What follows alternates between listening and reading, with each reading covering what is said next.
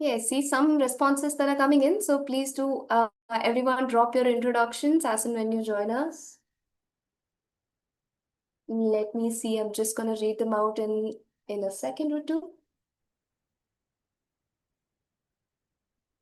Okay, great. We're also live on LinkedIn and YouTube, and we have more participants joining us this session from all over the world. Once again, a very, very warm welcome to everyone. It is amazing to have such a lively bunch of audiences here. We have here a lot of people. Roshan, hi Roshan from Kolkata. Hi Preet from Kolkata. Padmakaran from Chennai. Akash from UP. Uh, Vinay from Bangalore. Faizan from Maharashtra. Mohammad from Bangalore. Jishnu from Bangalore again. Hi, there's someone from United States. Thank you for joining us.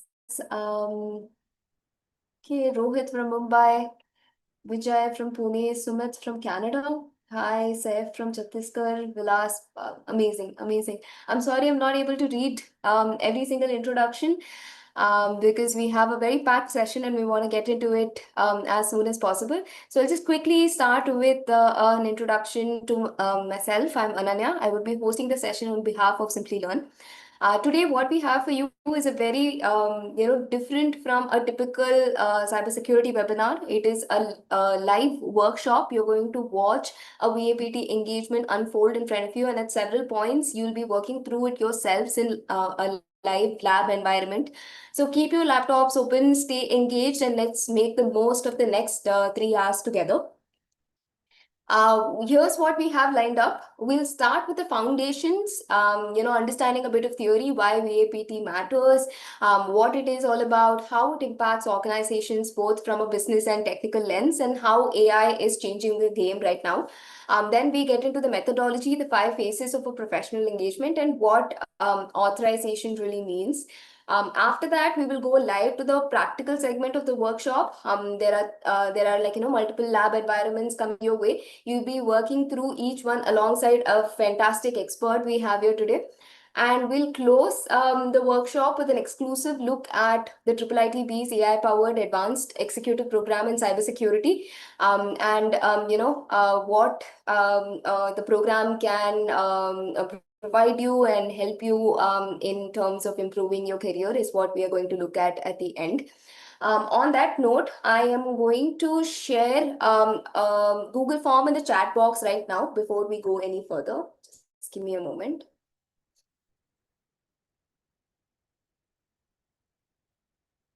Okay. I would request everyone to pay attention to this and take a moment to fill this Google form. This basically, we're just asking for your name and email ID. Only if you fill this in, you will be able to get live lab access for the practical segment of the workshop from our team.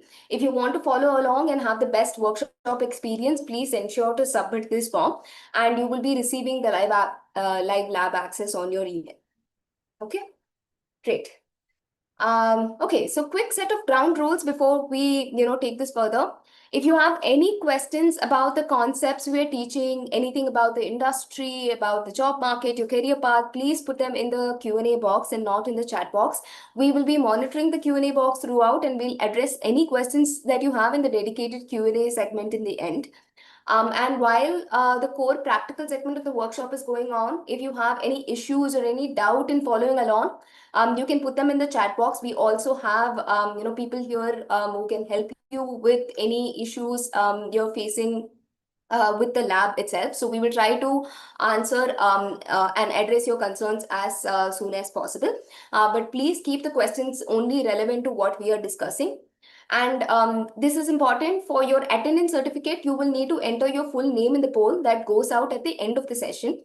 We will remind you, but please do keep in mind, only if you fill this poll, you will be getting an attendance certificate from us. Okay, great. A quick word on Simplilearn before we begin. We've been in this business for over a decade, and our mission has stayed consistent throughout, all this time. We transform careers through digital skills, and we have a very practical, market-relevant, job-ready, approach that we bring into all the programs that we offer. More than 15 million learners across 150 countries have learned with us. We work with over 50 global partners. You'll see some of them on the next slide, including some of the world's top universities and technology companies. The program we will be previewing today is one of our most advanced offerings built in partnership with IIIT Bangalore. But we'll get to that in a more detailed way a bit later in this workshop. Right. So about our partners, I don't think I can talk about Simplilearn and the learning experience we provide without talking about a fantastic array of partners. We are incredibly proud of the ecosystem we built, from globally renowned institutions to tech giants like Google, Microsoft, IBM, and AWS. These partnerships mean that you as a learner get curriculum that's not just current but co-created with the people who are actually building the future of tech and AI, and the numbers speak for themselves. Our learners are consistently rated more than 4.8 on 5. We have a 80% graduation rate, which is above the industry average. And a lot of our learners have reported an average 50% salary hike on completion of the program. And these are not just like marketing figures. These are outcome from people who have gone through structured, credentialed upskilling in high demand fields, exactly like what we are covering today. So with that, we'll get into an exciting part of the session. We'll meet the expert who's going to make the next 3 hours very, very valuable to us all. Dr. Harish Ramani is not, I don't think he's someone who teaches cybersecurity from a textbook, because he's handled so many corporate cases, financial investigations, and cybercrime incidents across industries. He holds a PhD in computer science from Australia and an MSc from India, and he currently leads Global Cyber Corps as CEO and CTO, a firm that does the kind of work that we're going to simulate tonight. He's also a visiting faculty at IIIT Bangalore, which makes this workshop even more special because you're essentially getting a preview of what a students experience in the program. Professor Harish, it's a pleasure to have you with us here today, and the floor is all yours. Would you like to add on to that introduction and say hi to our participants? Hey, hi. Hi, Ananya. Hi, everyone. It's been a pleasure to be part of this workshop. So I'm going to drive you with my team for the next 3 hours schedule using the labs and trying to understand what your requirements are and make you understand what the ethical hacking as a concept is all about. So feel free to ask your questions. I'll be looking into the chat pretty regularly. And I would wanted to give you an experience which is going to help you and motivate you in terms of understanding cybersecurity to a different level. Thank you, Ananya. Yes, thank you so much, Professor. Before I hand it over to you, I just want to remind anyone who has joined new once again to fill the form, Google form that we have shared in the chat box. Only if you fill this form, you will be able to get access to the live lab that we are going to provide you to get the best workshop experience. Okay, so over to you, Professor. Thank you once again. All right, so we've seen a lot of people participating from different parts of the world. So here in India, it's about 7 p.m., 7:10 p.m. I think quite a number of countries, it's afternoon. Quite a number of places, it's the morning. So good morning, good afternoon, good evening. So whichever time frame are you all from? And we would like to start with some specifics which I wanted to give you from a theoretical aspects, and then we will get going with the lab. And in the meantime, Ananya will be sharing the lab credentials to log in. Don't get distracted. We will also help you on how to log into the labs and give you the instructions one after the other. It's going to be pretty simple, and it also helps you log in. And quite a number of people are logging in from various different parts of the world, since the lab environment is currently hosted out of Indian market. In case if you end up facing a bit of a latency or something, please let us know. We'll see. We'll probably be in a better position to talk to the cloud provider and speed up the process simultaneously as much as possible, because we cannot have one single lab being hosted from various other parts of the world. So we want you to please support us in terms of the working structure, and you can take it forward from there on, wherever and however technical questions you have. So with over 15 years, I've been practicing learning cybersecurity. In fact, it's been a great learning journey so far and going forward, because this domain is being changing every day. As you can read from the slide, every breach starts with a vulnerability, and someone could have found it first. So we sometimes call it 0 day, which has never been identified, which in other way, it is all about vulnerability. So 0 day could give you into vulnerability. So the more we are trying to identify the vulnerabilities, the better the support mechanism, the protection mechanism is going to be. I'm sorry, I can only talk in English, so please pardon me for any other language difference. And I'll try to take it up as slow as possible, so everybody will be in a better position to follow it up. And if you think that I'm speaking a little fast, please let me know. Since more often we handle classes in the classroom, and on average we do about 5 hours of classrooms every week. So in a month time, we do about 20-25 hours of classroom training. We only have about 2 to 3 hours of online class. So classroom training, the pace is very different than the online training. So please feel free to work out on your questions, including if you're not able to understand a particular concept. We'll be more than happy to explain the concept and give you the understanding of how and what kind of scenario. So I would also want to start with a question in line with it. How many of you, I've seen quite a number of you have mentioned that I've done VAPT, I've done this, I've heard of it. So I would like to hear from you people, how many of you think that you're going to learn something new today? You can just say as simple as that. And you'll be receiving the labs in the next few minutes, obviously. Fantastic. Thank you. Thanks. Appreciate that. Right. So the more we are going to get to learn something new, on the other side, it is all what we call the standard practices, right? So whenever we are clear about the standard practices and we understand the concept and then get to understand the method and finally perform all of these things in tools. But currently what we are going to do is we'll start with a bit of theoretical aspect, okay?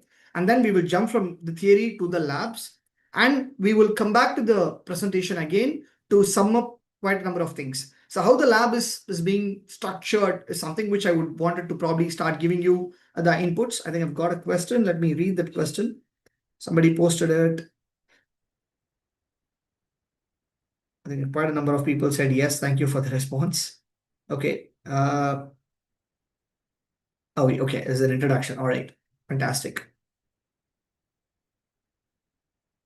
I think, yeah, the lab is obviously going to be for a period of about 2 hours and 15 minutes time. So you will get the first 10-15 minutes time to get yourself comfortable with the labs, and then the rest of it, couple of hours of time, you'll be able to practice it right there. Then you can move the slide. Ananya, you can move the slide to the next one. Yeah. Yeah. So the cost of getting this wrong is all about the numbers that you have, right? So one side, it is how much of money is going to be lost. One side, how much people are going to literally save. So we are in that side today. You can see from the slide, it says $4.44 million is the average global cost of a data breach in 2025. And just to let you know that it was 4.88 from 2024, but it got reduced, but it's expected to literally grow forward. As we all know, the scenarios of war that's happening, right, that just concluded. So there are a lot of ambiguity that gets created, and quite a number of times this gets converted into a cyber attack. And not every time it is only the countries whichever is participating in the war being affected. Many countries are being affected because of the digital infrastructure. Because at many times we share IP addresses. We may have an API that is going from one place to another. We may have a command line that reaches one server after another. So there are quite a number of times where somebody who is completely irrelevant to all these chaos can get affected by this, and they may encounter a cyber attack. So we don't want such things to happen at any point of time. So how do you literally look into it and then block it? yes, we will start identifying the vulnerability from there. And $10.22 million is average breach cost in the United States alone in the year 2025. It was seriously pretty high.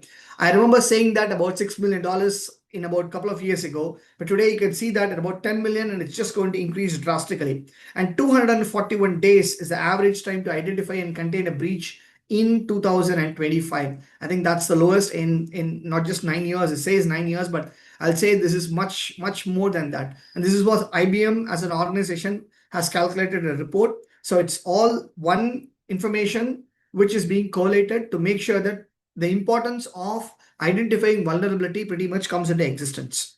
And then you can move forward. Next slide. So we will also try and work out the concept called as hacking, right? The foundation of VA and PT, the vulnerability assessment and penetration testing. So I would want to ask a question in the same line. Do you know that attack and hack are two different words? How many of you believe that? Attack and hack are two different words. Yeah, it's more of ideally a common sense perspective. I mean, we are not going to talk about AI today because that's a different topic. We will have to talk about AI and security differently, or rather any of the currently operative AIs, because we stick to the curriculum today, which is vulnerability assessment and penetration testing, right? Once you get into the program, then there is a whole lot of module that talks about AI in cybersecurity and the tools that are supposed to be used. So you'll have to understand that we are confined by timing. Now we are already about 18 minutes up, and we are now dealing with the curriculum right now. So we will get here. So attack and hack, right? In fact, I'll also put you one question and then give you an answer. How many of you know that hack and crack are two different things? One is hack and one is crack, right? So quite a number of people saying yes, appreciate that. So let's look at it from this perspective. So when you say attack, you can use either hack or crack, right? Attack is the common term where the technique that you will be using is either cracking or hacking. So simple mechanism with hacking is identifying, using the vulnerabilities and entering into the system without breaking the mechanism, the regular mechanism. Say we have authentication and authorization. So when you say authentication is the first step where we enter the credentials. Then we have the authorization. Once the credentials, the right credentials are entered, the system will authorize and allow the user to enter into the system. But what if a wrong credential is going to be entered? Obviously, the system is not going to authorize it. It's going to say, hey, sorry, the input that you have entered is right. So I'm not going to allow you. So username or password or whatever command line is being provided, it says it's wrong. Now, if we know how to bypass that username and password, or if we know how to steal that username and password by a mechanism called as phishing, and we have stolen the data and using the legitimate username and password and entering into the system is all called as hacking. On the other side, we have cracking, which is breaking the system and getting in. One simple example I could give you, applications like WinRare, applications like or encryption technique like wired equivalent privacy, WEP. So they are broken. They have things and they're all broken. You have either the source code being available online, or the encryption mechanism is being broken, or the encryption mechanism is not being strong enough to withhold things. So whenever things are to be initiated in the world of ethical hacking, the first thing that comes to our mind is always hacking, because over 95% of time, the success rate is being achieved by performing hacking. Only about less than 5% of times where we have cracking executed. And only when you get to know that the mechanism or the concept that is being used has a vulnerability, and that vulnerability can be utilized. So in both ways, vulnerability is the only thing that is persistent. So I'll give you the synonym for that. We have vulnerability, we have weakness, we have loophole. All of these things are almost one and the same. But in the world of cybersecurity, we generally don't call weakness or loophole. We'll just say it as vulnerable. It's vulnerability. So simple understanding. So you need to know the difference. So, and how much ever you want to be a professional, remember criminals are always been there and they are doing this very effectively. So the foundation of core VAPT is performing hacking with the consent of the owner and being a professional. So that's why it is called as ethical hacking, as simple in line with it. Okay, lock picking, hacking, breaking, lock cracking, kind of, you can say that yes. In that way, yes, more specifically, right? So where if I have imagine your door, your house door, okay, and you're able to use a duplicate key from the locksmith and entering into the door, then that is called as hacking. But if you're breaking the door and entering into that particular house, then that is called as cracking. Once it's broken, then it is available for anybody to view automatically. But hacking is not like that. You can even remove the trace entering in. You can do manipulation. You can do all the negative stuff with respect to hacking, but it does require technical skills in order to get moving forward. So that's why we want to start with those terminology, because it is more connected with encryption and eventually gets you the understanding of VA and PT. So VA, PT, two distinguished activities. Okay. In general, theoretically, vulnerability assessment is the first step and penetration testing is the second step. There are a lot of people who might have heard about this concept called as bug bounty, right? Where people get to try different probabilities and unveil the vulnerability that is there in order to publicly disclosure or sensible disclosure to the respective organization and win a bounty. That performance is more specifically connected to the term penetration testing. But VA, the vulnerability assessment, is the first step that is always being identified, performed to unveil the weakness in the system. Being in ethical hacking, unveiling the vulnerability is step one, and performing the penetration testing is to make sure that what is currently available after somebody enters in. So I, as a professional, but I will be wearing a hat to penetrate into the system and identify what kind of data that is exposed to the real world. So this is what we typically try to achieve in performing VA and PT. And it is absolutely structured security engagement. We take adequate licensing. We talk to the concerned authority and take confirmation and perform this process of VA and PT. And we combine both, right, to make sure that it is a combination of work to be completed with a designated report. It will incorporate a lot of technical information, relevance to business, severity, and if it is not going to be patched, what will be the exposure level, what will be the penalty, what will be the outcome of that particular process. So recommendations, not just to be mentioned in the documentation, it is also to be followed straight away.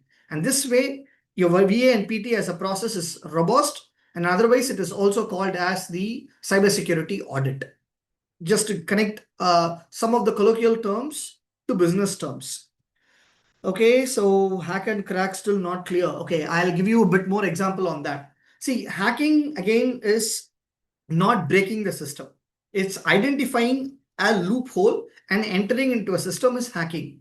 But cracking is if you find a way to break in where you're not able to identify a loophole, but you can seriously break the entire system and get things out.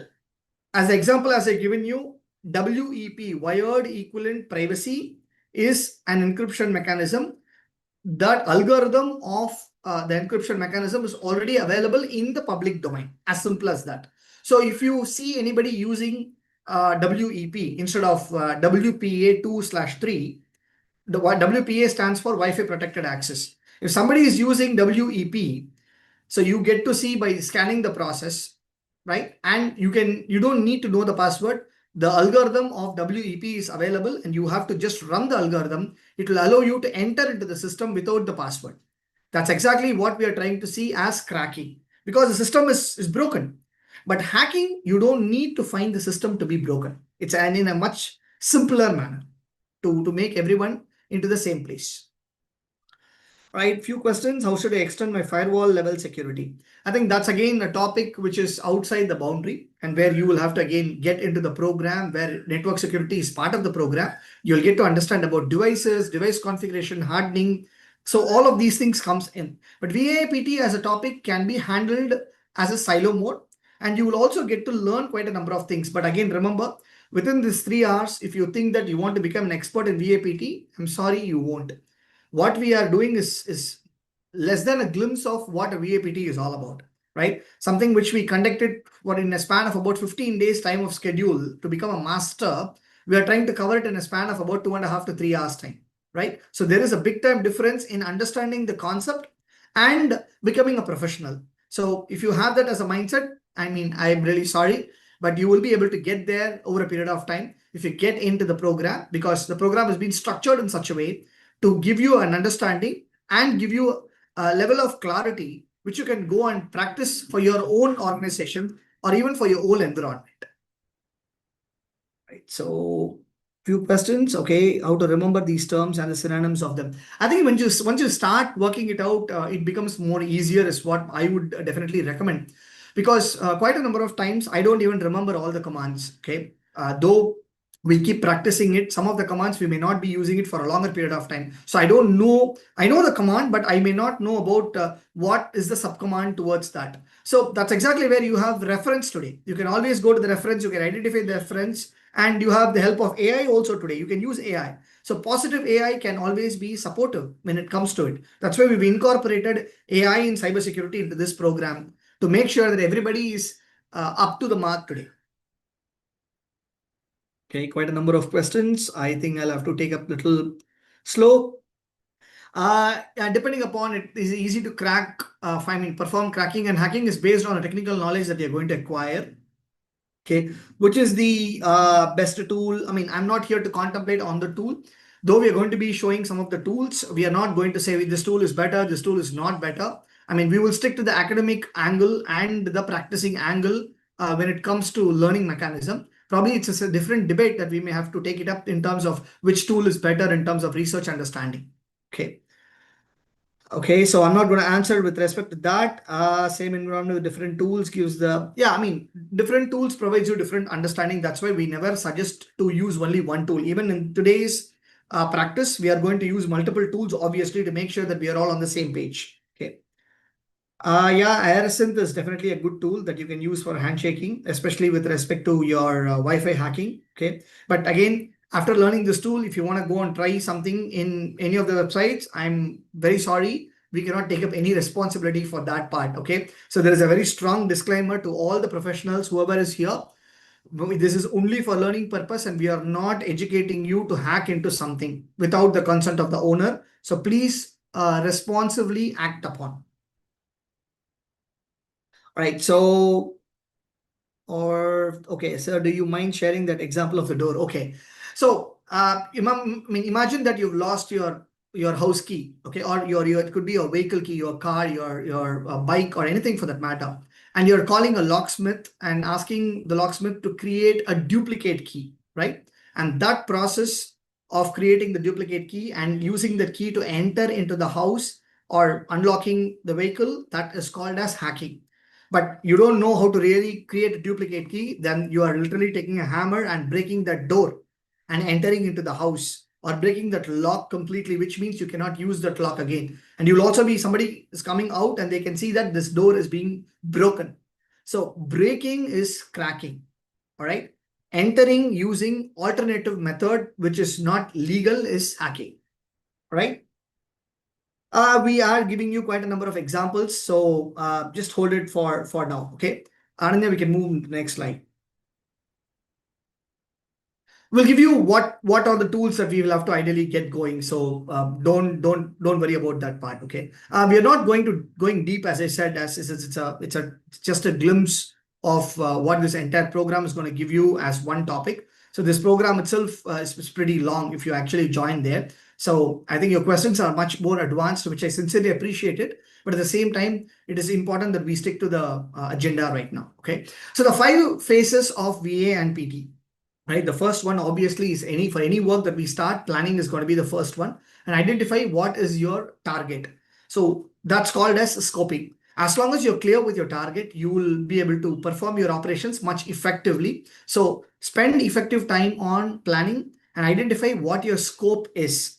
Once you're clear with your scope, which is your target, then you can start performing the reconnaissance. We call them the step called information gathering in plain English.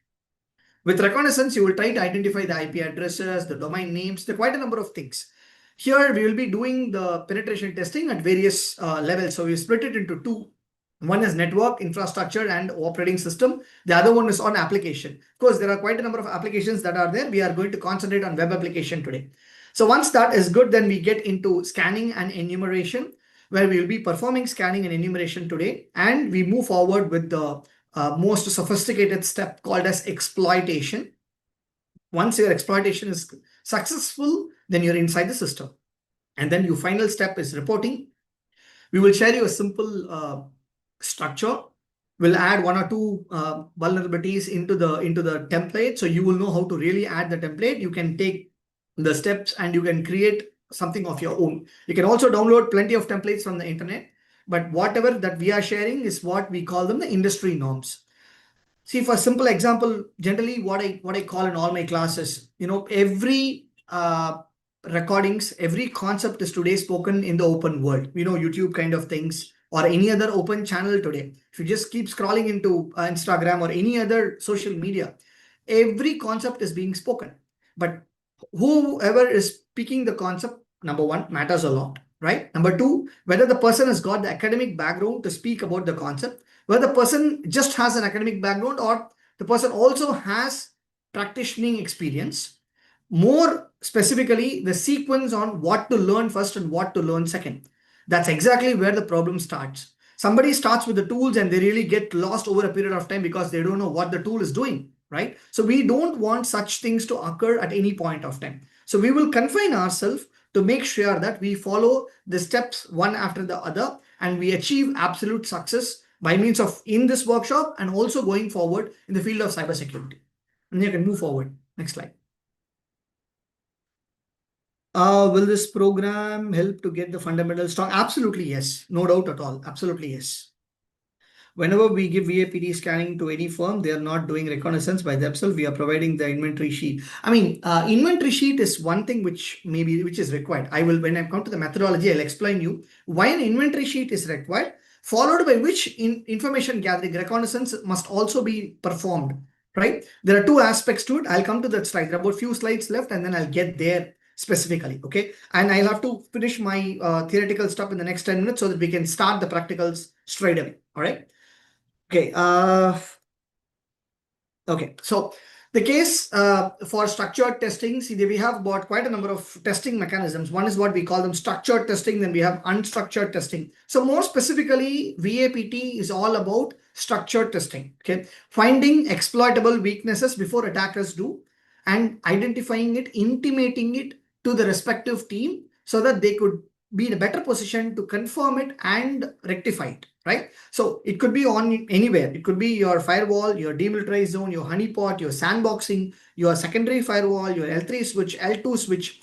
It could be a laptop, desktop, server, anywhere possible, right? So we just wanted to make sure that a vulnerability identified and it must be at any point of time intimated well in advance, and rectification must also complete before somebody else is going to exploit the scenario. So we also definitely require compliance standards like payment gateway industry standard, which is PCI, payment card industry data security standard, ISO 27001, which is predominantly for information security management system. And then we have SOC 2, which is of data that is getting stored in the cloud. And especially if you're dealing with anything related to United States, then SOC 2 is a mandate today, especially PII for that matter. So PCI DSS is there in many countries today. If your bank is offering a credit or a debit card using any one of these cards, it could be Amex, it could be JPY, Visa, Master, and Discover. So if you're using any one of these 5 cards, then your bank is PCI DSS certified. That's how the regulatory is also making a big time difference when it comes to structured process of identifying vulnerability by performing vulnerability assessment and penetration testing. Next slide.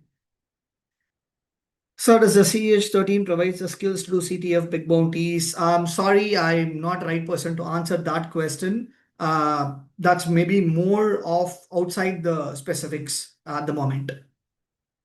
Okay. So impact on the organization, which is ideally on the business side, what the leadership is ideally looking at. More specifically, it's on direct financial loss, reputational damage, or operational downtime. I'm sure that no organization is looking forward to something like this at any point of time. Every organization is looking at growth positively, right? So they don't want their customer to lose their trust, or they don't want to lose their money at penalties and fines, and they don't want the business to be down at any point of time. And we are all talking about digitalization, and everybody is living in the world of digital environment, and cloud security is playing a very, very important role in safeguarding the cloud environment. And today we are running on-prem, cloud, hybrid, all these mechanisms, and it is important. Business should never worry about these things. That's why we are all to be trained and be aware of exactly how to secure our environment wherever it is. Next slide, please.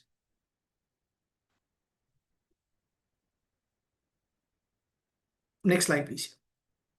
Yeah, so impact of the organization is more of structured, and then we have the shift that is moved. Now you can move to the next slide. I've already spoken. So the shift is ideally moved forward in the line, right? And we have about 40% of penetration testing activities that large enterprises are currently using AI assisted, and in fact, it is going to be more. The shift is already taking place. Today, AI is more powerful in the world of security operations, especially in the world of detection mechanism. But it is also expanding towards the penetration testing mechanism, where a lot of things are self-learned exposures that are coming in, and a lot of training is also incorporated with the large language models to make sure that penetration testing is going to be much more faster to identify vulnerability.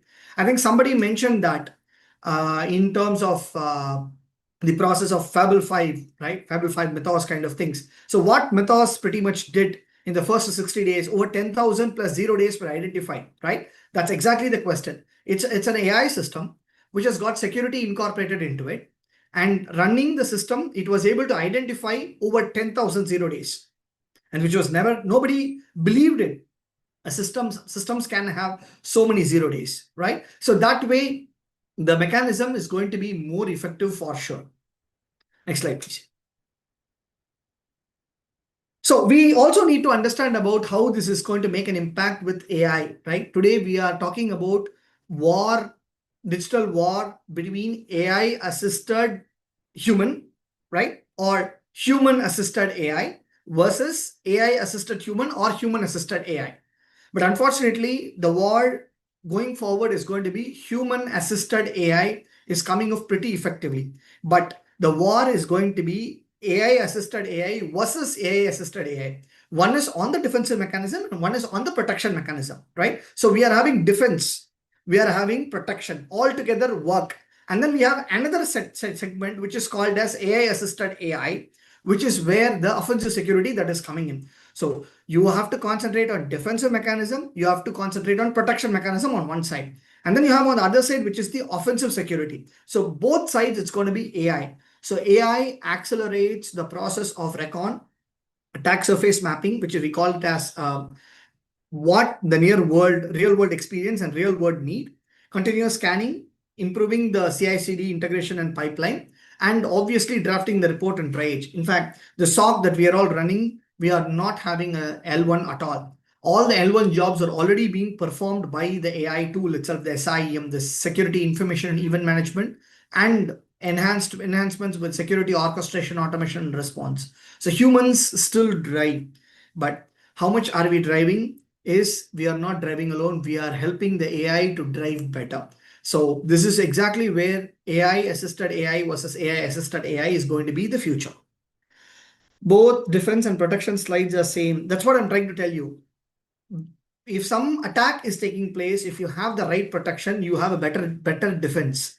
So you need to have protection enabled well in advance, not at the time of your attack. So you don't have enough defense. You may protect it, but do you have enough defense to withhold for a longer period of time? That's exactly what it means today. Yeah.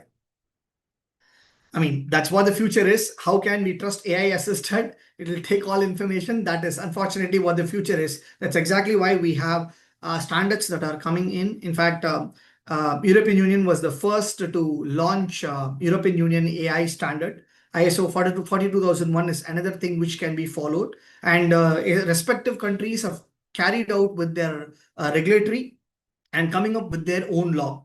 For example, India is coming up with the Digital Personal Data Protection Act, which is called as DPDPA. 13th of May 2027, the government of India is going to start levying fines. So they've given enough time, and if you're not compliant by then, if any PIA that is going to be out in the market, then people are going to be suffering for sure, right? Especially the organization which will end up paying a huge amount of penalty or may end up filing bankruptcy. So the respective countries do have something like that exist in the market. So we just have to be more cautious in line with it. Did you mean AI doing the role of SOC L1? Yes, you're right. Yeah, it is. For sure. Next slide, please. Right? So we will probably get going with these things, okay? We have authorization, authentication kind of thing. So without authentication, performing the AI, as I said, with authentication, it's all on the one side of the game. So we are going to perform ethical hacking. Ethical, the word brings in with VA and PT activity to be performed with the consent of the owner, with the approval of the owner or approval of the authority for performing the VAPT towards either a network or in a particular device or in an application. So this is what it says. And more specifically, we're talking about black box and white box testing. I think one of you asked this question, right? So in network infrastructure, we generally perform a black box testing where basic inventory information is being carried away, and followed by that where we use more intelligence to identify relevant data. That's what we call them on black box initially to start with. In white box, we will have pretty much every information straight away. That's what we were trying to achieve straight away, right? If AI is doing SOC, what's the hope for beginners in SOC? No, there are quite a number of opportunity that are still there with SOC, right? Only L1 is being taken away, but there are still a lot of conformity that has to be done because we are not still relying on AI forever. Please understand, okay? There's still people who require understanding of terminologies. They need to really put themselves into the shoes of whether the AI is performing right. I have to keep training the AI. So instead of just sitting and monitoring the screens and identifying those alerts and processing those alerts, you will start to train the AI to think intelligently, where your knowledge is also going to be enhanced superb, right? Not every tool is using full AI, but the tool that we are using is pretty complacent in terms of using AI, but not everything is. But I'm pretty sure in the next 1 year, the L1 job in SOC is expected to be completely removed. So it's just an understanding going forward. We never expected that people are going to be so fast with adoption of AI, but it just happened between 2022 and 2026 within a span of 4 years, right? That's how it is. AI cannot be manipulated is something which I will never agree. So yes, any human can be manipulated. Why not AI? That's exactly why we need people to identify whether it is being manipulated or it is doing its right job. So you need better skills to evaluate AI going forward, sitting in the SOC, right? So more in line with it. So now what I'll do is I'll jump from here, right, and start providing the access to the labs, okay? And we will start sharing the screens to make sure that give you a gyan for about 5 minutes time, like what you need to typically do in the first 5 minutes time, right? Where you need to go, what you need to do, go. And then we will start directly jumping into the concept of VA and PT, all right? And which means the steps are being given, the methodology is being spoken, right? And of course, we're looking for more questions for sure. We would just wanted to make sure you all get to practice it. So I've got over 200 attendees sitting here, right? And plenty of other attendees are also available otherwise. We just want to make sure that the information that we are going to provide, you will be able to understand it pretty well. Though it's just quite a number of tools, you may have to start taking notes simultaneously. We want you to practice and also start taking notes. That's the best way to really move forward in life.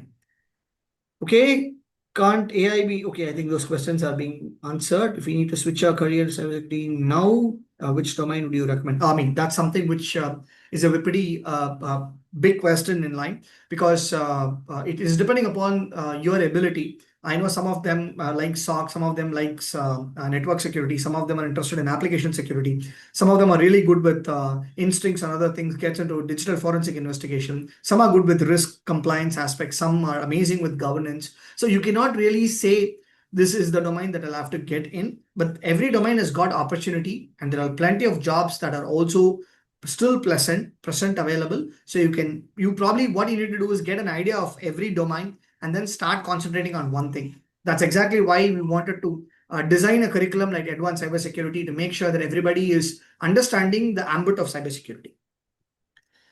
What are green and red hat hackers? I'll come to that. I'll come to that part. When I start doing this, we will come to the hat of hackers specifically. Okay.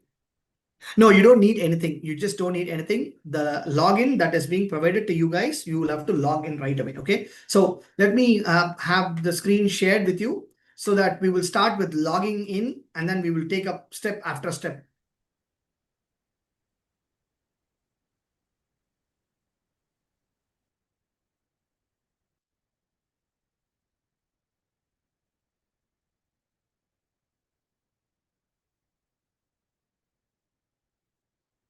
I guess two people have raised your hands. I'm not sure whether you were able to ask your questions.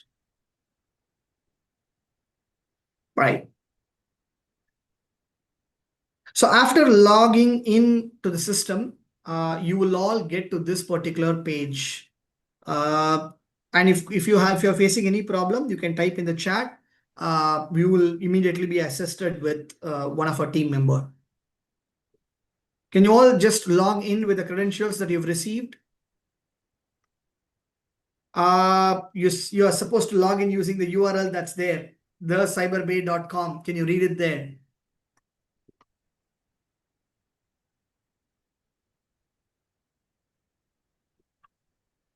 Yeah, it won't be in the email. We are well aware of that, purposely mentioned that.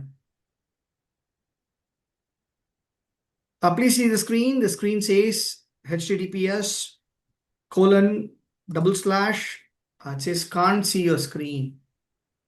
Okay, actually we are sharing the screen. Okay, let me anyway type that in the chat box.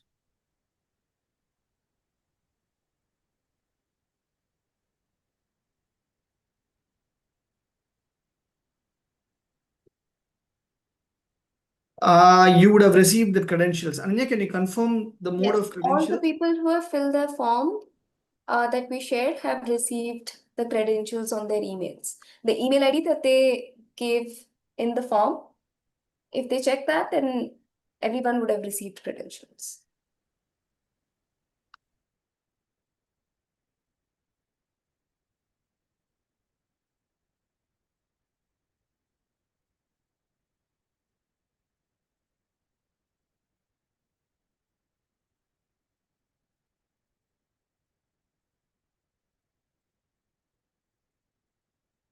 So you don't need to enter www. It's just directly you can get into CyberBay.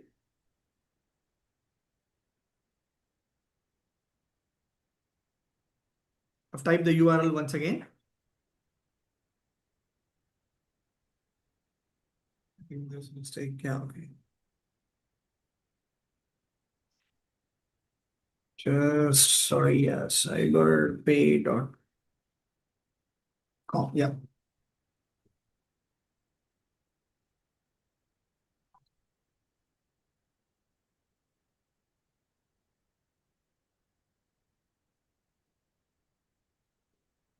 Right, I can see one of you mentioned that you are in.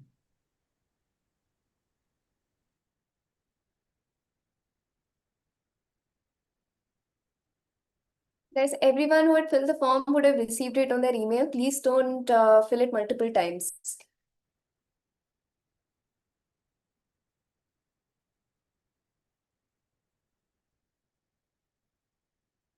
Okay, could see a few of you saying you are in.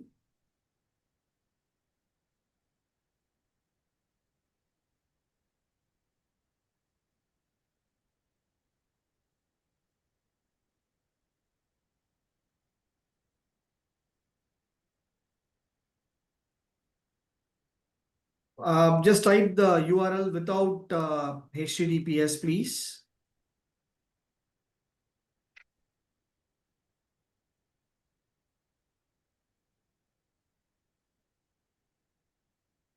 I've shared the link one more time.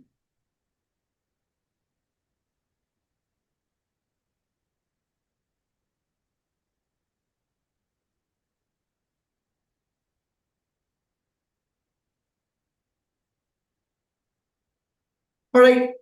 So I think people, whoever is not able to sign in, I think hold it. All right. You will all receive your login. So let me run you through the first few steps. Okay. So everybody just listen here. So you will be able to log in simultaneously in the process. Okay. So once you log in, you will get a dashboard exactly like this. All right. So your dashboard is pretty simple. You don't need to do anything with respect to this dashboard at all at any point of time. So what you need to do is just go to the option called as catalog, right? It's also on the left side. And once you get to the catalog, you'll have to just go and type, get into the repository.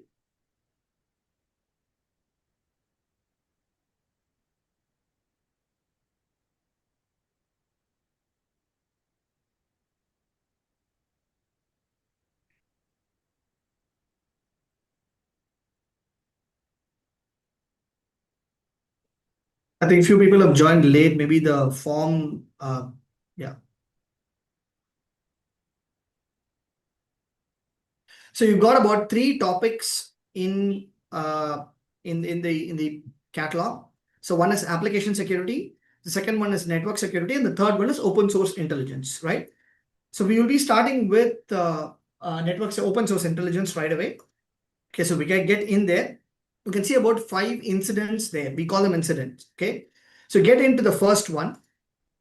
All right, and you'll be able to read the storyboard there, followed by a task and the solution. You can start. You can just scroll down to the bottom.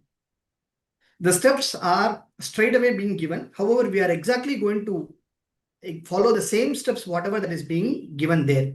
So there are 2 ways to work this out.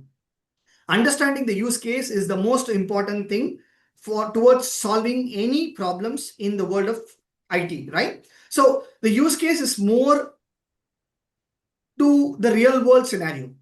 So in this case, this incident is all about discovering exposed files using recon-ng. So we're not giving a specific target, but we're just making sure that we understand the mechanism one after the other and use quite a number of tools to target and utilize the knowledge, whatever that is being provided here.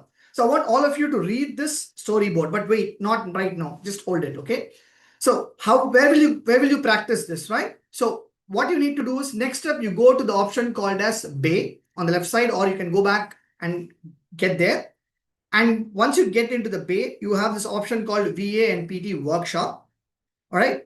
So you have, I mean, Aditya has about 8, the lab has got about 8 hours of time. You will have about 2 hours plus time. So you just have to start the instance. All right. So you click the start right away. The moment you start, it takes exactly 50 seconds to load your lab. All right. Once the 50 seconds, you can now again come back while it is loading. You can go back to the catalog and start reading the catalog. And once the 50 seconds is done, then you just have to go and click go to VM. So just wait for another 27 seconds and click there.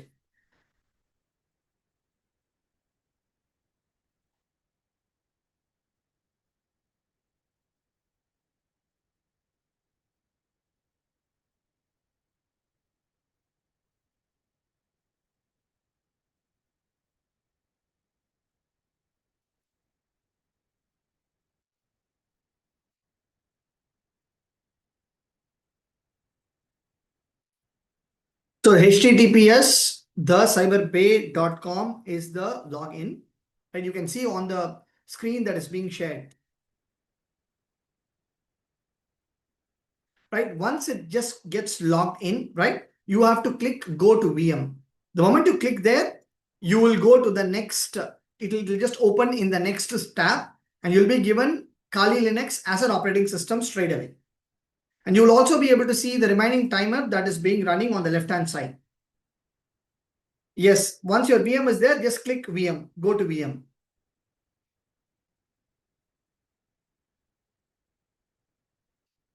Once you get the page, just click go to VM straight away.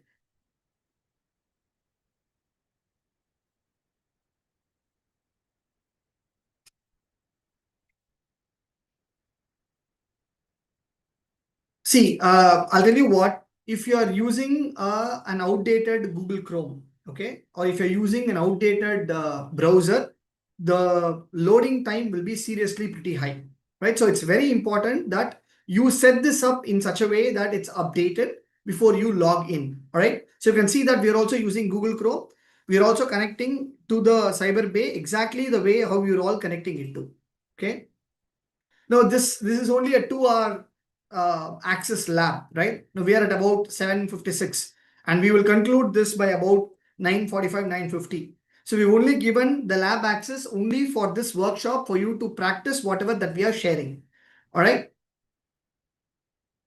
No, the VM in your system, if you have all the tools that we are going to show, then it's fine. The biggest issue is installing those tools, and we don't want you people to waste time on that. All right. So as long as you keep typing there on the chat box, our team is looking into it in case if you're not able to log in. And if there is any issue, it can also be checked out. See, if you want to use your own Kali Linux, that's fine. But I'm not sure whether you have the tools that we are going to share it with you. All right. And better option again is also to use the in case if you have too much of cookies and other stuff, because we use a lot of components in the VDI environment. So one big suggestion is if you can use the incognito mode, it will be much different, much better, much faster.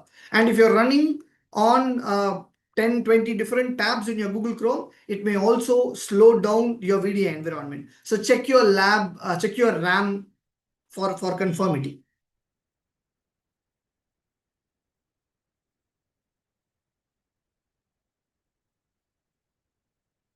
You might have blocked the pop-up.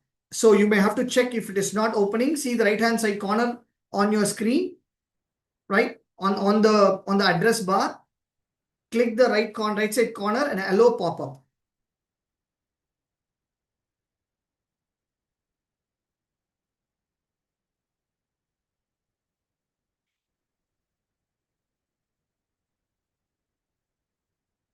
So you'll have to allow the pop-ups and redirects straight away. All right, so we can close the settings right now. And what you can see here, again, you have Kali Linux, and whatever that you are going to practice is exactly going to be here. Yeah, I've got confirmation saying that I'm able to log in. Yeah, we will give you, just wait for the rest of the people to log in the next 1 minute, and then we'll start the practice right immediately.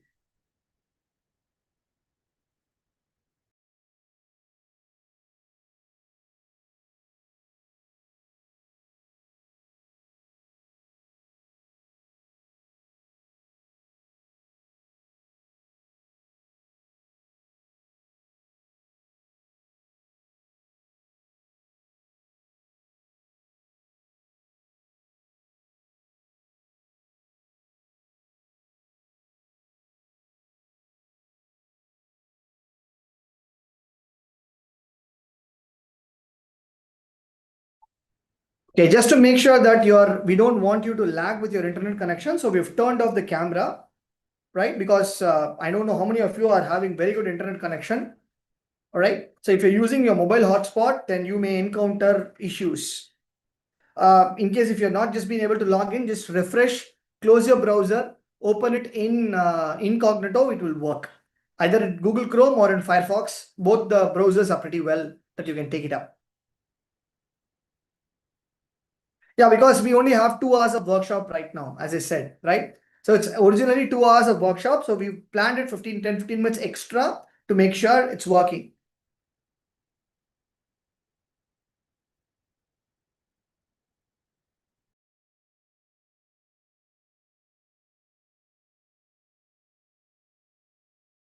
Make sure that you enable pop-up, please.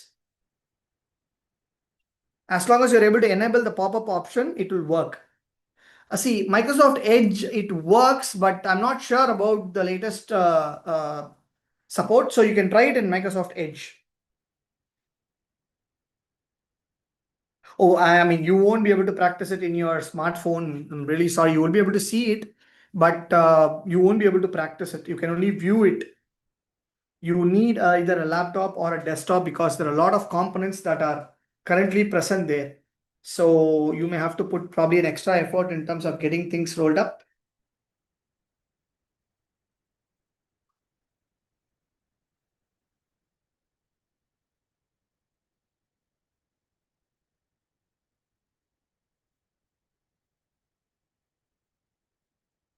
Yeah, we've not shared the screen. Now we'll share the screen again. No, you don't need to install any tool. Every tool is pretty much installed there, right? So we'll start with the first exercise. It's exactly 8:01 in India. And we have about 2 hours time to make sure that we all get the practice, right? And get a feeler of what this practical exposure of VAPT is all about. The first thing that we will be starting is, as we mentioned, as open source intelligence, right? So now we want you to please go to the catalog repository and open the open source intelligence and start reading the first incident. No, you don't get any more time, sir, because it's 2 hours and 2 hours starts only now. And by the time when we concluded, the 2 hours will get over. And for that, you'll have to ideally come into the program because it's a workshop providing access to everyone to give a feeler of how the program is going to go forward when you join.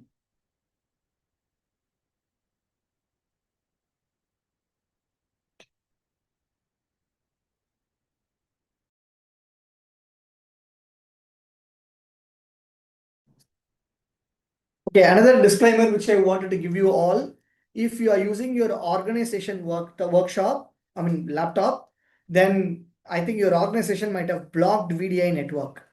So you may have to use your personal laptop or a laptop where you have access that can be enabled straight away. So you may have to check whether it is your personal laptop or your organization laptop.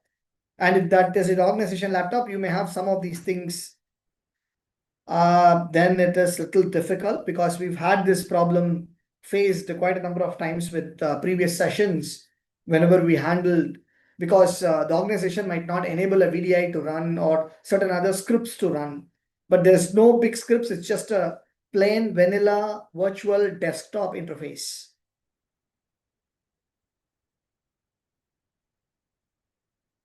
All right, now what we'll do is just cool down, calm down, people. Okay, if you're not able to access it. Okay, first what I'm trying to tell you is please read the storyboard. Just read the storyboard, all right? And you have a task. Just read the storyboard and the task. Don't do anything. We'll be doing and we'll be showing exactly how to do it and why it is really important. So performing reconnaissance in a network. So I'll give you exactly 30 seconds time to read the storyboard.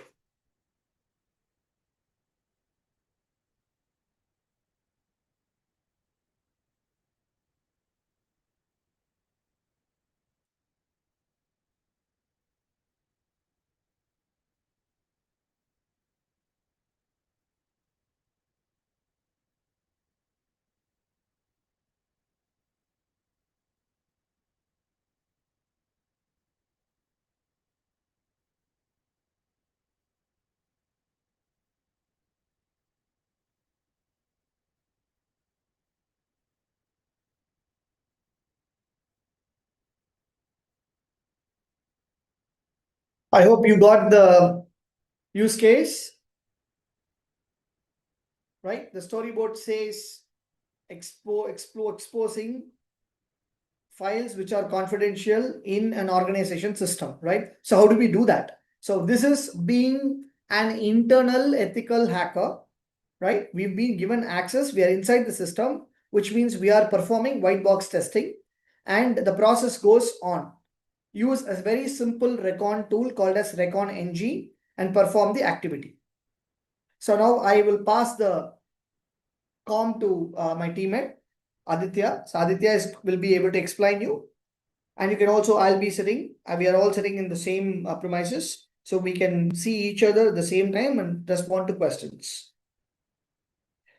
See, practicing later, yes, it is possible, but you can practice it only until end of today because the lab cannot be extended after 12 p.m. So Indian Standard Time, 12 a.m. Sorry, 12 a.m. Indian Standard Time. So after the class, you wanted to have access to the lab, you can still do that. You want to note down all of these things, it's still fine. We have absolutely no issues with that. But 12 a.m. is the deadline. Automatically, the lab will shut down after 12 a.m. Aditya, your take over.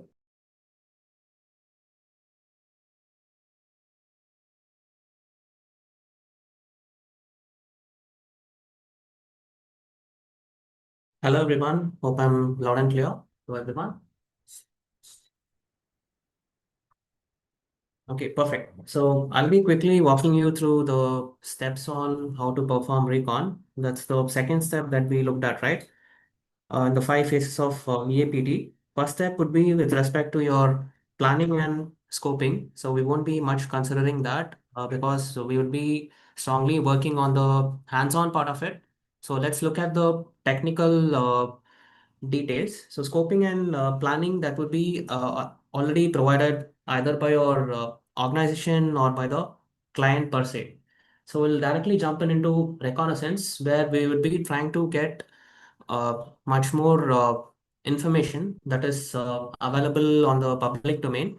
So we'll be taking it forward on the Linux machine. So hope everyone has gotten access to the Linux VM. So this is going to be your Kali Linux virtual machine spun up in India region, and I believe we have multiple servers as well where the load balancing comes into picture. So let us firstly take up a terminal and hope the font size is also pretty good in terms of visibility. So let us take the first command. We'll be taking up IP space A to just to understand what subnet this particular VM is configured. So we'll just run IP space A to understand the IP address. So what we see on the screen is the result that got populated from the IP space A command. And even on the top side of the VM, you could see the IP address being generated in place. So we can either refer this, or maybe if you want to understand the in-depth networking configuration, we can just type in this IP space A command to understand this much better.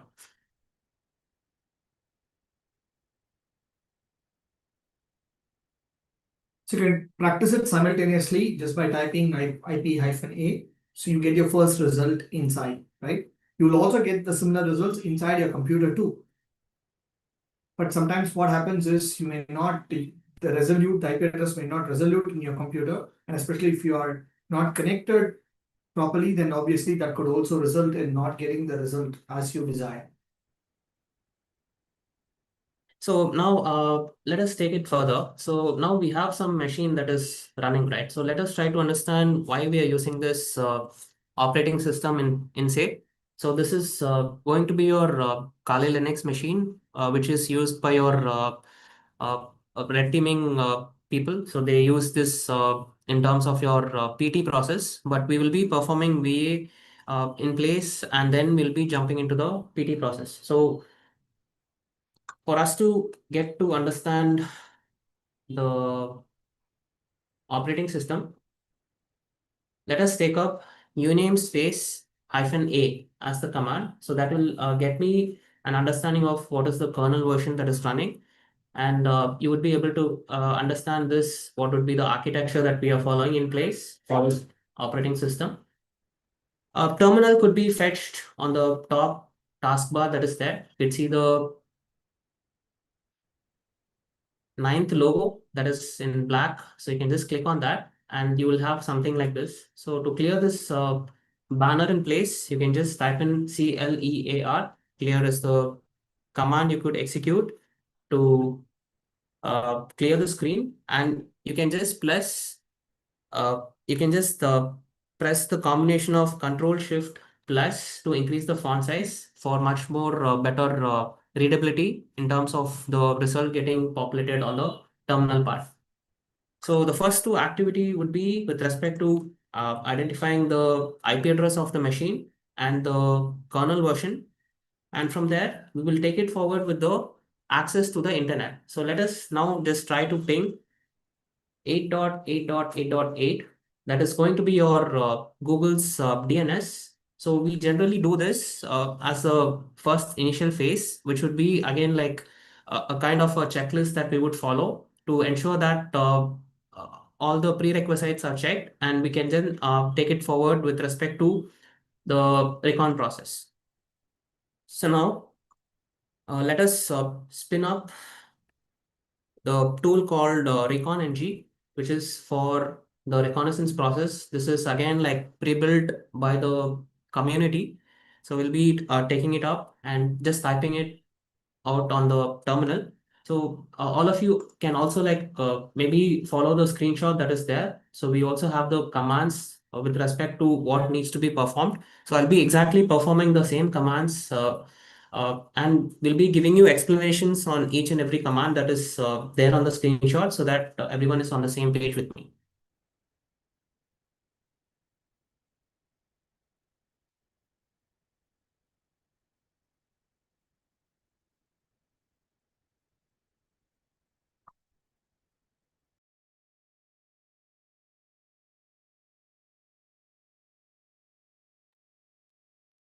So let's take it up now with respect to the reconng, recon space, or sorry, recon-ng as the command in place. So once you hit enter, you would be populated with the few of the settings that would be in place.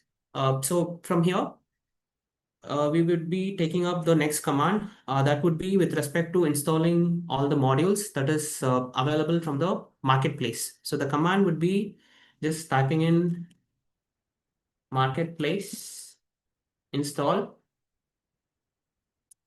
space all. So that would be the flag or the command that I would execute. And you might get some type of an error in place where we are not setting up any API related third-party tools. So we'll just be going with whatever is available on the marketplace and then we'll be taking it forward. So from here, let us set up the DB.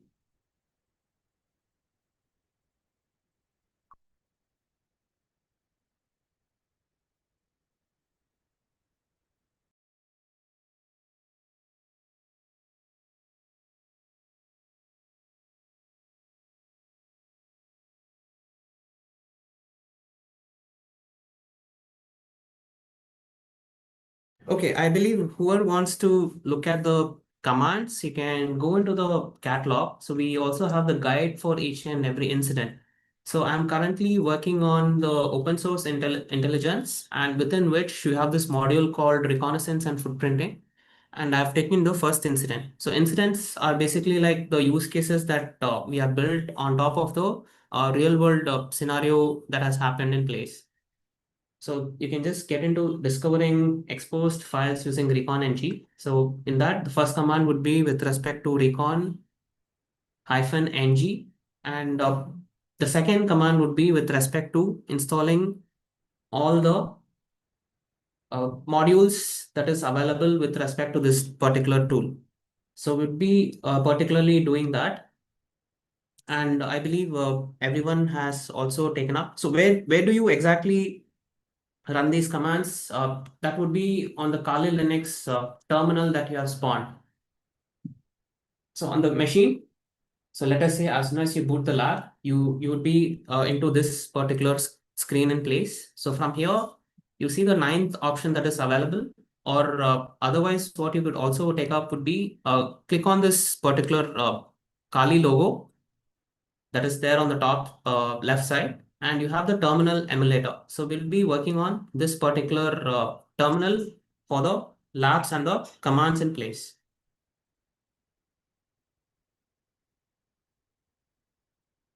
So this is the place where you would be practicing all the commands in place. So now I will just take it forward with respect to the marketplace and modules that I got installed. Now the next step would be with respect to me creating a database of the particular domain, or I would be entering the target that I would be particularly looking at. So I'll be getting into this and taking up the next third step that is there available on the catalog. So I'll be taking up DB insert and take up domains. So here we are looking at a particular domain and we'll be trying to get all the information particular to that domain. So we will be mostly going ahead with tesla.com because they have a responsible vulnerability disclosure as their method. So we'll just be trying to target that. And yes, everything, whatever you see would be in terms of your real-time results that would be coming in place. So once I have done this, in your case, it might say that one row is affected, or it might say 0 rows affected, which means that the tesla.com is already in place and in alignment with the target we are looking at. So this would be with respect to the third step. Fourth step would be, let me do show domains. So this will be where I am looking at the database that I edited previously, right? So with respect to the third step and the fourth step, I'm able to get the particular results in place. So from here, let me take up a module called interesting files. So which is again going to be predefined by the recon team, and they have like few set of dictionary in place that we would be running down, and we would be trying to get what exact output we would be understanding on that particular domain. So let us take up modules space load.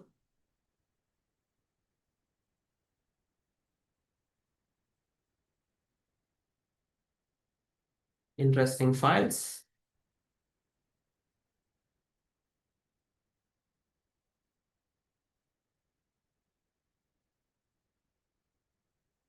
So let me take that up, and once you're done, or once you're in this particular step, let me run the particular thing.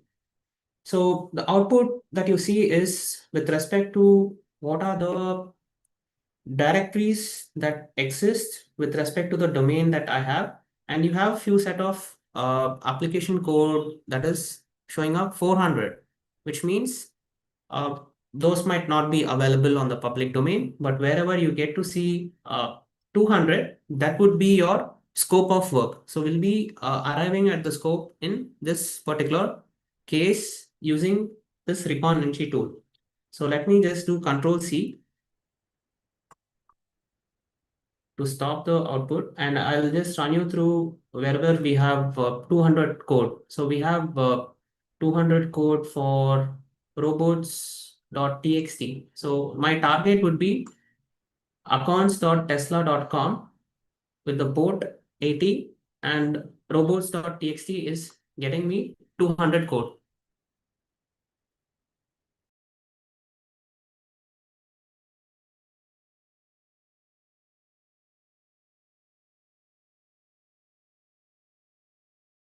So this is the expected output that we are trying to look at, and we are arriving at the particular scope. So this is based on the reconnaissance process that we are particularly looking at.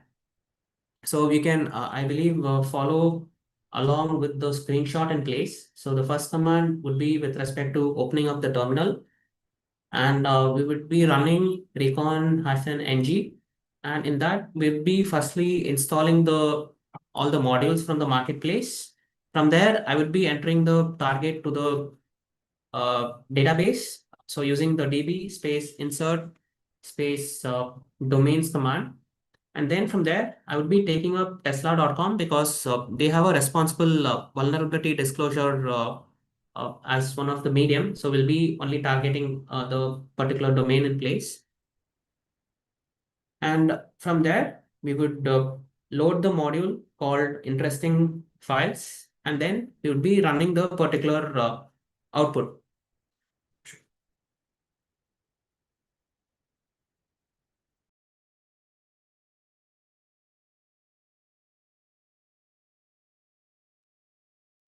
Right. By the way, I think I could see a lot of people texting. It's fast, and where is the terminal and kind of things. I think I wanted to also mention one very important message here. See, VA and PT is a topic which requires a lot of basic operating system understanding. Okay, that's the first thing. And as a topic, which is the need of the hour, and which is also kind of demo derived stuff, right? So we just want to make sure that what you will eventually get to learn in the program in probably after you cross 30-40% of the level of the program is what is actually being given here. Okay. So where we start is more of theoretical conceptualizations, and then with few basics, and we get into the offensive security part, which is the ethical hacking. So currently we are straight away getting into the topic of VAPT. And if you think it's you're not able to follow, I think we completely respect that. Okay, we don't expect you people to get to this level within a span of 30-40 minutes time after I give a deadline or I give a basic conceptualization and ask you to do that. So understand it, try even one or two things, right? And if you think you're not able to follow, these incidents are going to be persistent for you for the next couple of hours too after the program is done. So you can still spend your time, and the lab will be available until after the program is done for next 2 more hours. If you don't utilize the lab time, right, you stop the lab. There's an option called stopping the lab, and you can start exactly from there. So you don't even need the recordings. You can just go through the incidents and practice it simultaneously. So this is something which will make you understand the importance of using these tools, and the importance and the depth of this particular program as it is. So we are trying to align a lot of things within a span of a very short time, right? About 200 hours of technical, theoretical, practical practice learning is going to be brought down into about 2 hours of glimpse. So I would please request all of you to align and understand the importance of this topic. Okay. Sure. Thank you.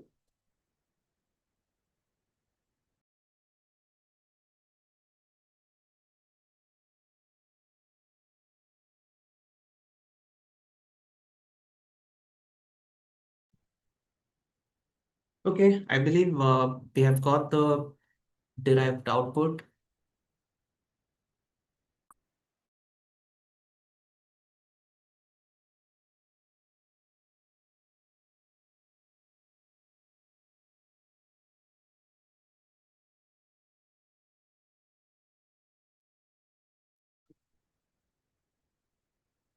The scope or the domain that you could use would be with respect to the target you're looking at. So I go with the example as Tesla.com. So since they have a responsible vulnerability disclosure program, so I'm able to scan and I'm not particularly attacking that particular domain. So I'm just trying to gather more information about the particular domain. So this again not part of your offensive security, but it's just that you're gathering the information and deriving at the scope. So this is totally going to be covered in your VA process. So you're just trying to derive at the scope of it. So this would be with respect to understanding what domain name exists and what we have captured. So now let us take up scanning and enumeration as the process. So we'll just get into the catalog again and get back to your network security. So within this, you have around 8 incidents that is mapped to this particular workshop.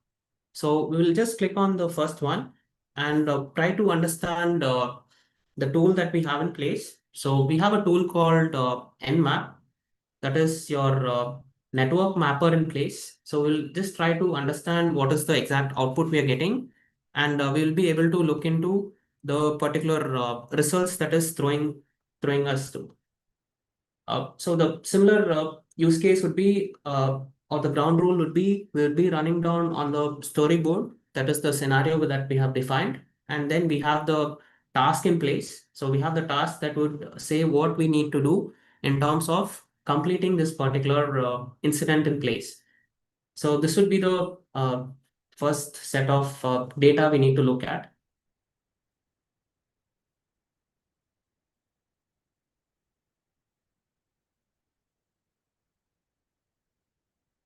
So let us get into the Linux machine, and I shall just take up a fresh terminal in place and just zoom in a bit so that the font is available, the font is visible to everyone.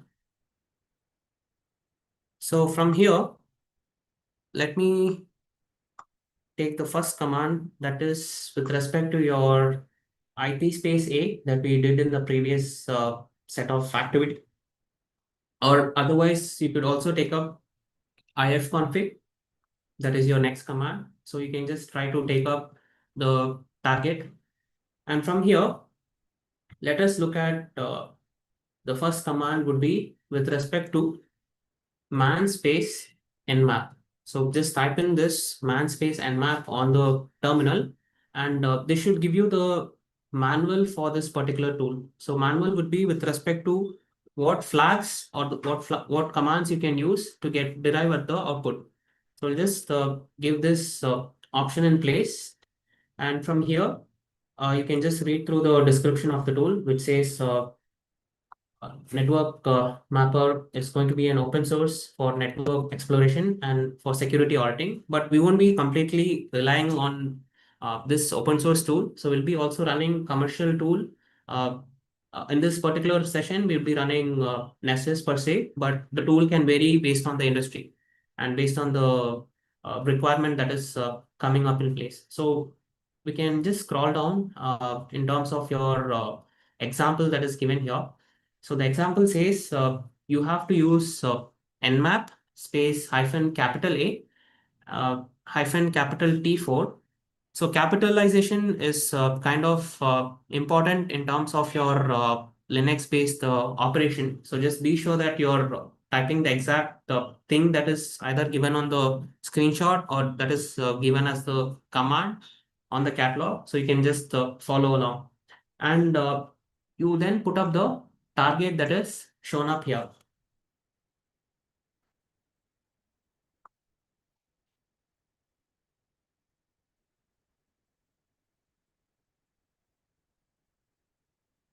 So I believe everyone is able to follow the manual page. So from here, let us say you have gone through the complete manual in place. You can just type in quit or just do Q on your keyboard to get out of the shell. And from here, let me do nmap-b. And here you can see the version that I'm particularly operating on. So this is the version 7.99 is the current version. And here you can see the time zone that is also configured in place.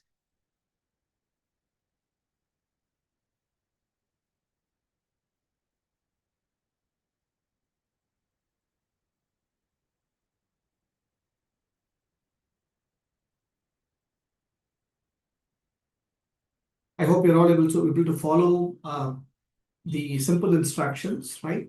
Because you need to know which version are you working. In the report, you may have to enter the information that we have scanned using multiple tools, and one of them was Nmap, and the version was this.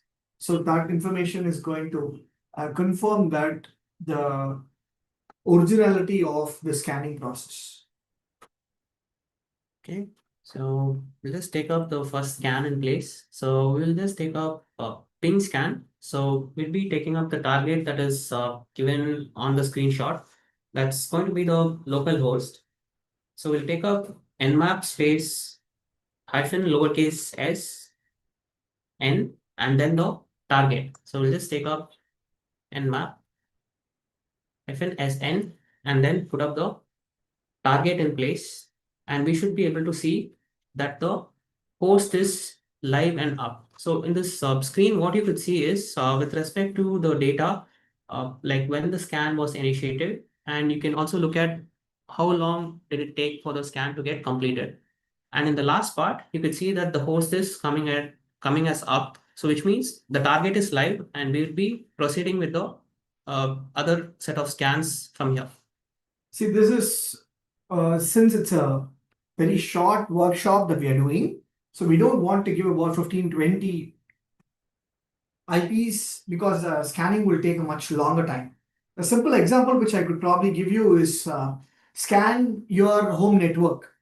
Okay, if you're within your network, and I'm sure that you can scan your home network with your own computer. It could be Windows, where you can use Nmap as an application. If it is Linux, you could use Nmap as an application. If you're going to use Nmap in Windows, then you may have to use the command line interface. So there's just a bit of differential versions for different operating systems, but results are pretty much the same. So you can rely on the results straight away.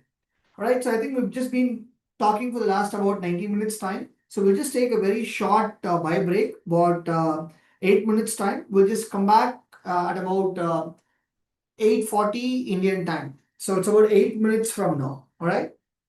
In the meantime, if you want to ask questions, we are going to anyway be sitting here to respond to your questions. So please feel free to type your questions. So it becomes literally easy. Whoever is struggling to not being able to follow or any questions will be more than happy to take it up.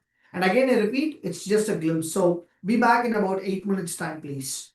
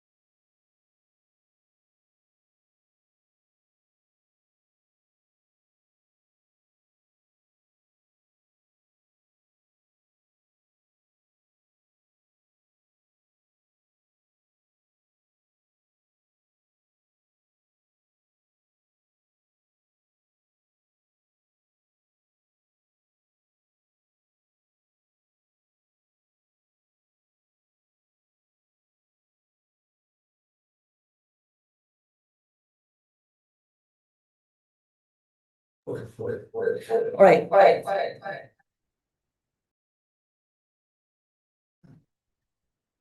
All right, few questions. Okay, Linux, will it work smoothly with 200? Yeah, definitely. 256 GB SSD and 8 GB RAM, Linux will definitely work pretty smooth. How to do the personal network scan, sir? Okay, so what you typically need to do is you have to use your laptop or desktop and connect that with your router and follow the command that is being given there. Exactly the same command, nothing different. Just nmap and then space -t4, and then you just have to type your IP address. So the moment you're going to do that, you will be able to scan your entire home network straight away. So you will know what kind of vulnerabilities are persistent in the devices that are connected in your home. So its personal safety is also very important, right? Okay, I'm about to begin my career in cybersecurity. I'm not sure what to do, which resource to follow, any suggestions. See, I think again, this is a pretty large question to really answer because starting your curriculum, starting a career in the world of cybersecurity is something where you'll have to take up first, understand all the concepts of cybersecurity.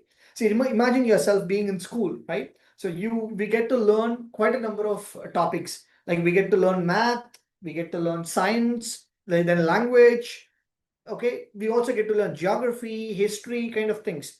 And then when we start to go to the top level grades, we'll get to understand which is more likely for us and more interesting for us. We will pick up that particular subject. So you will first have to understand all the topics of cybersecurity, the concepts, and then you can probably get to choose it there. So this program is designed in such a way. It has got a lot of components which you will get to give, which will give you an understanding, and you can straight away move forward and choose the topic that you wanted to do a specialization in it.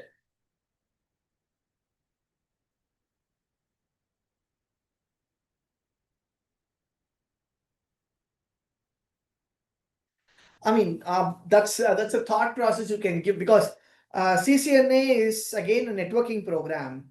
and it is more of Cisco related stuff, right? So it'll still give you packet tracing and other common networking concepts. But in the world of cybersecurity, it's not mandatory as such, right? If you want to typically get into application security, you don't need to know anything on CCNA or anything on networking as a concept, right? Once you get in, you can still get to learn there.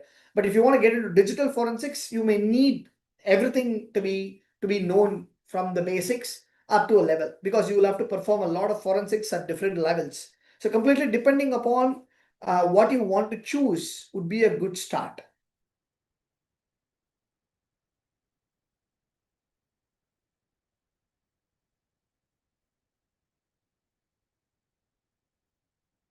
Again, if you have any issues with respect to the commands that we have typed, you can go into the catalog and click that incident. The instructions are given with screenshots.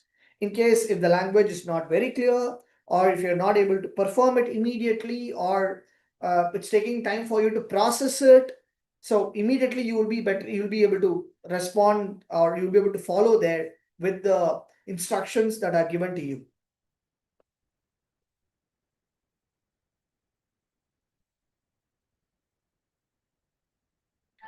I'm also answering to the queries with respect to the Q&A.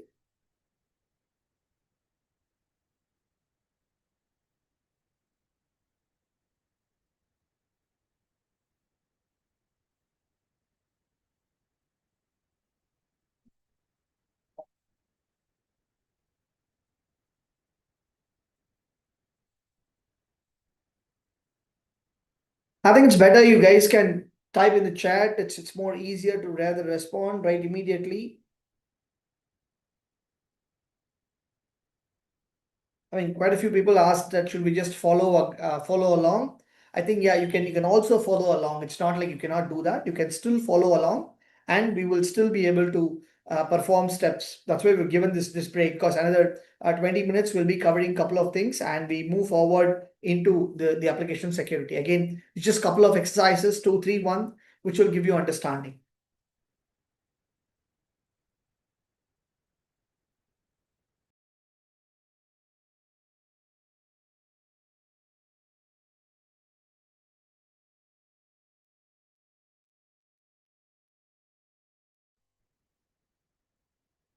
I mean, yeah, we've given few hosts there, so you'll still be able to identify that. Okay, terminal is on your screen, top tall bar, a black color box.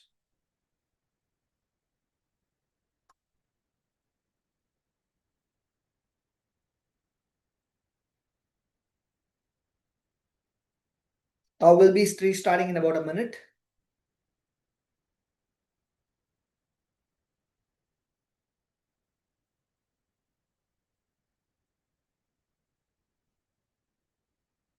I mean, again, I started my career with networks. Okay, in fact, more of my area of research is on network, but cybersecurity is still independent. You still don't need to learn networks at all. You can still practice risk and compliance. So it's a question that is you can still continue to contemplate on for a longer period of time.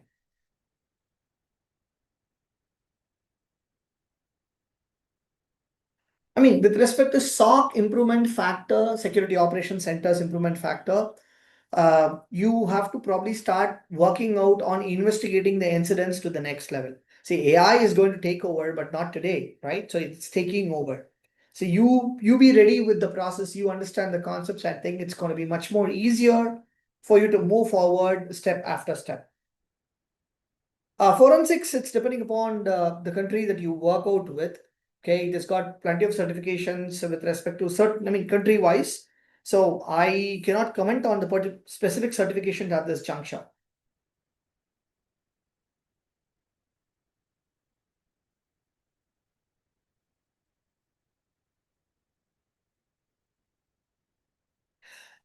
Oh yeah, if you want to get to learn networking, you want to get into network security, yes, fantastic. Practical learning of SOC, in general, you will have to set up something, or you will have to take up a course like this, which will cover the concepts, the methods, and of course the advanced tools with AI incorporated. So you may have to set up something in your network, but setting up is easier, but you still need data.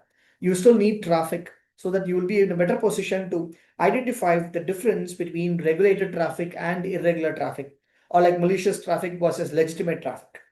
So practically learning SOC, yes, it's possible, but you need exposure. So you need real-time data. Okay, I think, yeah, okay, somebody will respond at that. Okay.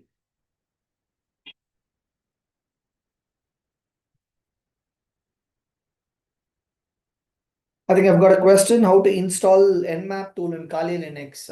You will just have to do simple commands like sudo apt get install Nmap, as simple as that. The general traditional command for installing anything in Linux, because it's a package that is available in Linux repository. So you can just have to type sudo, which will give you the administrator access, and then apt application hyphen like apt, and then get application package get, right? And then space install space nmap, as simple as that. All right, so we'll start from where we left again.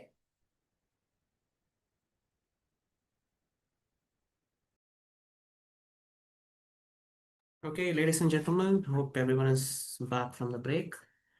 And I believe my screen is also visible to everyone.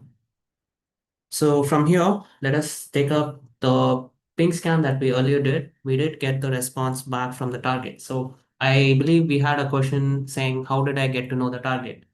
So on the lab environment, we have placed few set of targets for us to practice. So in terms of that, we have also given the same target on the screenshot as well.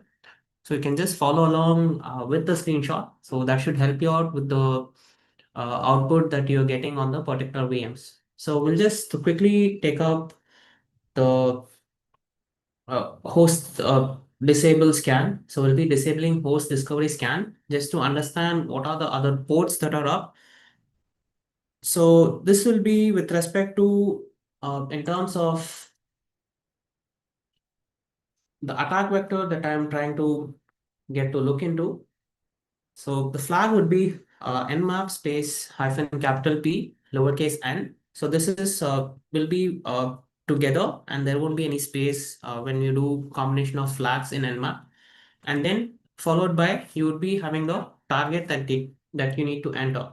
So from here you will just take up 172.25.10.121 as the target that I am scanning in terms of my labs. So this should also work on your end. So you can just follow along with the uh, demonstration, or you can also follow the screenshot that is available in place here. So you would be able to get similar results from this particular output in place. Now, here you can look at what are the ports that are open on that particular IP, right? So why do we need to know what ports are available? So this would be the entry point that I'm looking at. So I want to target a particular IP. I need to know what ports are open and what services are running. And after the service, I would be taking up the version scan. So version scan would give me what version of the service is running on the particular machine. And from there, I will be taking it forward with the CVE identification. So this would be the port identification scan. So we have like few common ports in place where you have 53 that is hosting the TCP port and that is running the DNS for that particular server. And then we have LDAP, so lightweight uh, authentication protocol that is also running on 389. You have 3389, which runs your RDP protocol. So with respect to taking up remote of the particular VM. So this is the port that gets triggered whenever you take up the port scan. So from here, we have identified the open ports that are in place. So with respect to this, so from here, let me take up the enumeration scan. From there, we will be taking up the next command that would be with respect to your nmap hyphen s and capital S. So what this would do is this would be taking up the stealth scan in terms of your infra and target identification. So let us say there is a firewall in place and you don't want any detection to happen on the firewall, or you don't want any type of logging happening on the firewall. You would mostly be taking up this particular flag. So from an attacker's perspective, you would try to see how you can minimize the footprint or the number of logs that you are trying to generate on the infrastructure, and you just try to get as much information as possible on the target. So this would be the flag in place, and from here, let me just take up again the target, and the target would be 172.25.10.121. This is again the same target that we used in the initial access. So we just type enter, and we would be able to see similar output, but the approach that we are taking is kind of different. So as I mentioned, we'll be doing the stealth scan in place. So you can also read through on the particular flag that we have. So this will be with respect to the incident number 2 that we have. So you can just get into this incident number 2 in place, and that would be the second step that we have just performed in place. Now, let us take up the version identification. I believe we did look into the host discovery, like using the ping scan. So we'll just try to see if the target is pingable from the Kali machine. And then we did take up the uh, host discovery scan. After that, we did look into -pn flag. So which would mean it would consider the host as online and then give me the output.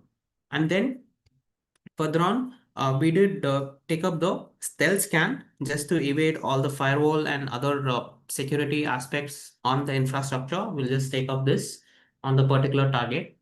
So from here, let me look at the OS detection scan. So I just want to understand what operating system is particularly running on the particular target. So how do I get to know that? So using Nmap, you can just use Nmap space hyphen lowercase s and capital V, and this should give you the relevant output in terms of the versions that is available in place. So we can just follow along the screenshots given in place here, and you should be able to achieve the relevant output on the labs as well.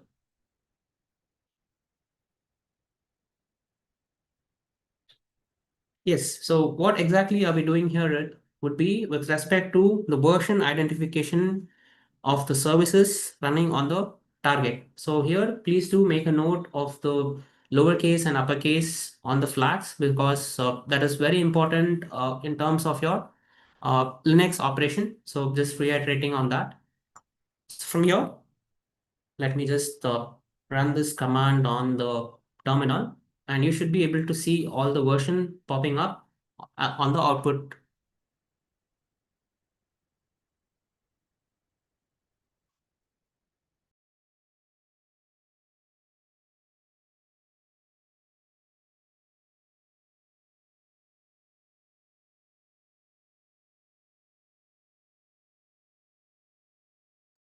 Okay, any idea why we are doing this?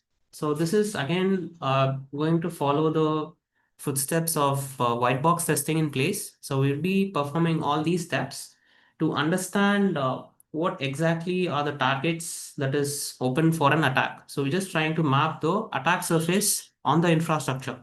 So we'll be taking up all these flags, and this would be the exact flag for the version identification. So here, what you see on the screen would be the result populated for the version scan. So you can just do nmap hyphen lowercase s capital V and the target, and you would be getting DNS port, that is a TCP port that is open on that particular target. And here you could see also like the version that is getting populated in place. So now let me take up for an example RDP port that is enabled on the particular target.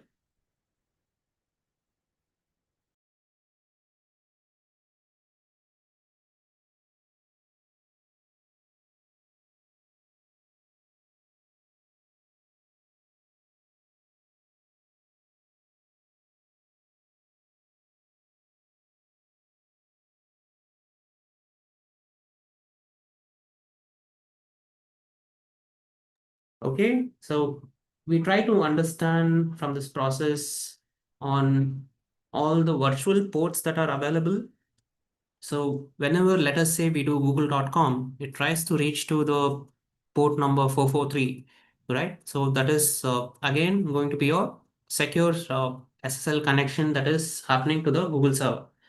So in this case, these are the entry points to the target. So these are all the scope that I would be defining. So how many ports do we have in place? So I'm just putting up this question on the open forum. So in terms of virtual ports, what is the maximum number of ports that can that a host can take up? Any numbers that we have? I believe yes, we have 65,536 ports. So including zero, the n number would be 65,535 ports. So that would be the number of ports that is maximum available. So here in this case, we are just trying to target all the ports. So we're just filtering out only the open ports and targeting the TCP open ports. And we are just doing a version identification of the services that are running. So this is the second step, I would say, in terms of your scanning and enumeration. So now let us maybe get into your enumeration process. So in terms of enumeration, we have few set of tools like NetBIOS enumeration. So the command is pretty straightforward. So we'll be taking up NMB lookup space capital A and then the target that is available for us to hit and look into the output. So from here, let me just take up the same command as it is given on the catalog and just take up the target. So now what I'm looking at here would be with respect to the host name that I'm getting. So the target, you can just follow along with the screenshot, or you can just take up this same target. So you'll be getting the same output as I'm getting here. So that shouldn't be an issue on your end. So from here, I'll just choose this as the target. And what data we see that is getting populated here would be the host name of the target. So this would be with respect to the host name identification. And I also have one important uh, parameter. So can anyone of you tell me what am I looking at here? So we have the target's MAC address. Machine name, yes, we have identified that. So I also have the MAC address. So MAC address is going to be your media access control, which is never in its lifetime going to change because that is permanently etched on the device. So this would be one of the reference point you can take up. So IP address, it can be dynamic, it can change over time. So that is the reason we would be running this NMB lookup space hyphen capital A, and we get to understand the host name and the MAC address of the target.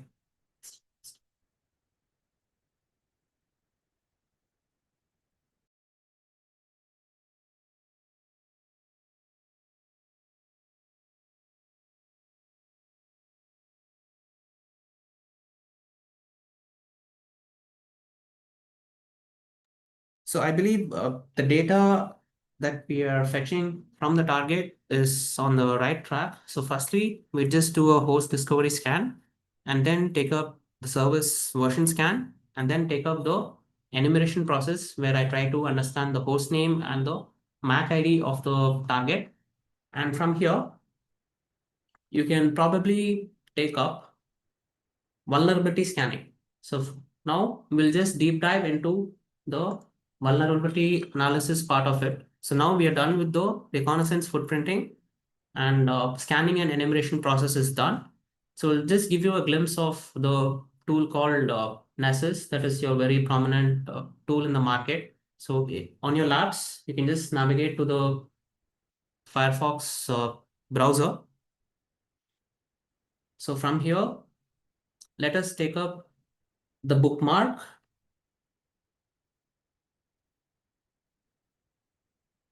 And you would have something like this. So it says there is a warning and there is a potential security risk ahead.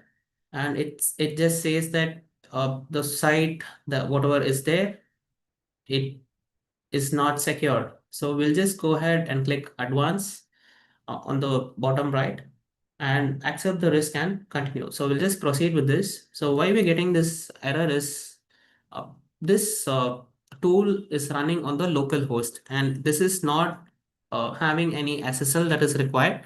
If this was hosted on a public domain and it's mapped to a domain name, then probably we can procure a SSL and have it applied. But since this is within the labs, we'll just take it up and go with the further step.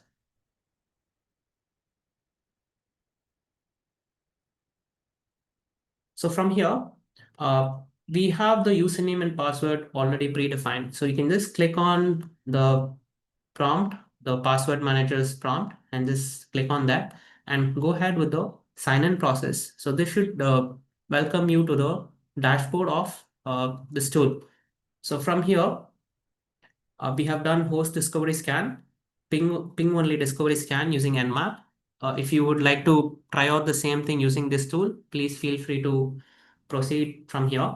So I'll just run and give you a quick glimpse of one of the target with the vulnerability scanning. So I'll just take up advanced scan in terms of this particular demonstration. So I'll just go into this advanced scan. So I'll just zoom in this a bit so that the font is clear. So from here, I'll give a scan name.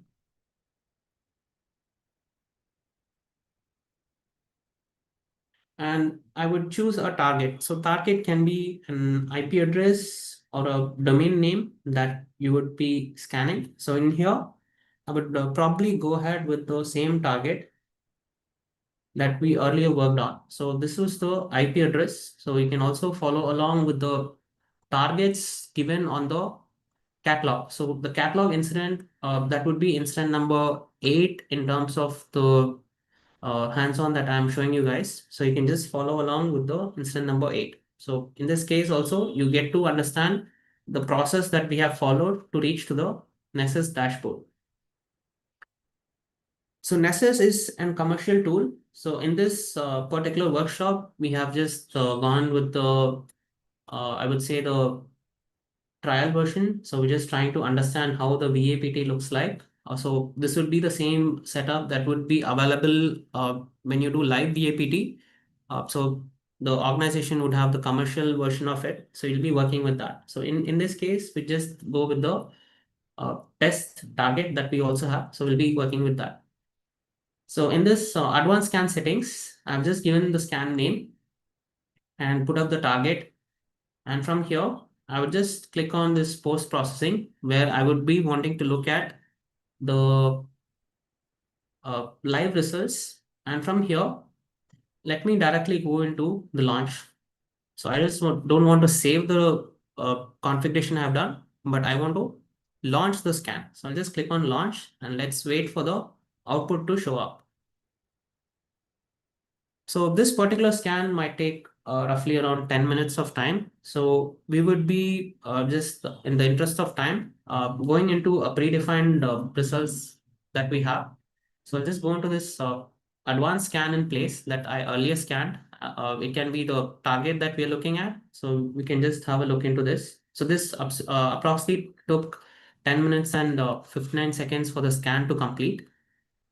So from here, if you go into the vulnerabilities in place. So this is kind of an interesting information that most of the management would be interested in. So as an organization, they would look at completely eradicating all the critical vulnerabilities. And you also have the data like the CVSS. So that's going to be your common vulnerability scoring system. The scores that is shown up here. And you also have the vulnerability description in place. So let's probably look into the critical version of it.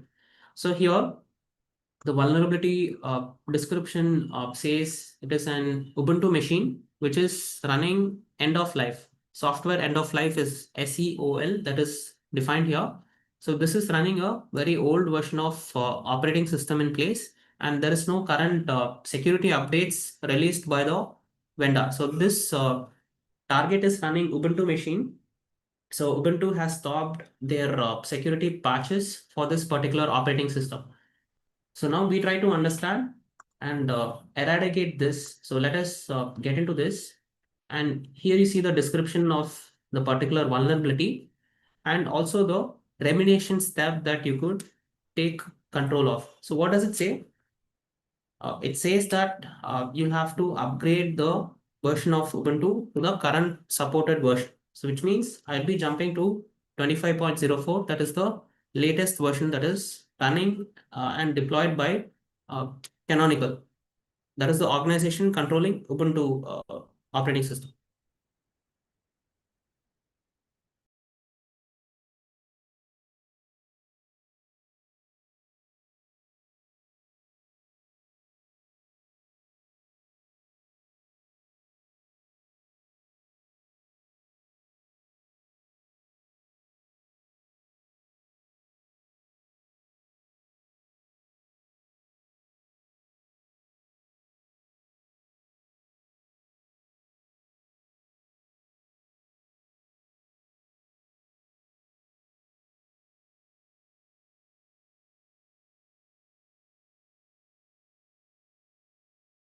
So the data we see won't make much sense to the management. So we'll just look into one of the reporting process that we follow internally. So I'll be showing you the reporting structure that we follow. So hope the screen is visible and the report is live. So in the first page. So what you could see here is more of the format that organizations tend to create a penetration testing, a VA and a PT report. Some organizations, they only conduct VA and organizations, they conduct VA and PT. So depending upon their business requirement, they'll conduct either VA or VA and PT. For general audit purpose, it is VA and PT together, right? And then it goes by document control, and then it goes with quite a number of information in line with it. Okay, we write a preface, we write story writing and stuff like that to make sure that it's more viable for technical understanding. And then we define the executive summary to literally let them know what it is typically all about. And then we go to the methodology as we follow, as you see, reconnaissance, footprinting, scanning, analysis, which is enumeration, then penetration testing, and finally gets into report.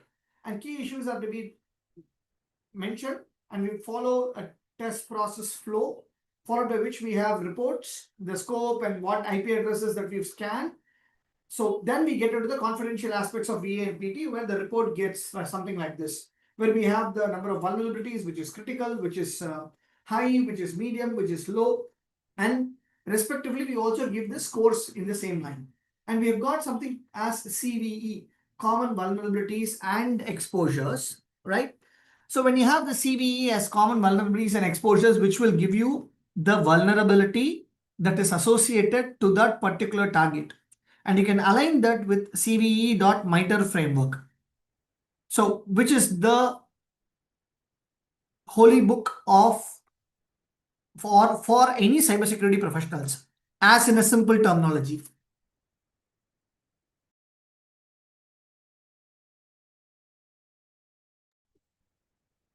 I think in this case, your understanding is more towards the CBE one. And then we also have this component called as CBSS. So which will give you the score where you could align your requirement as it is.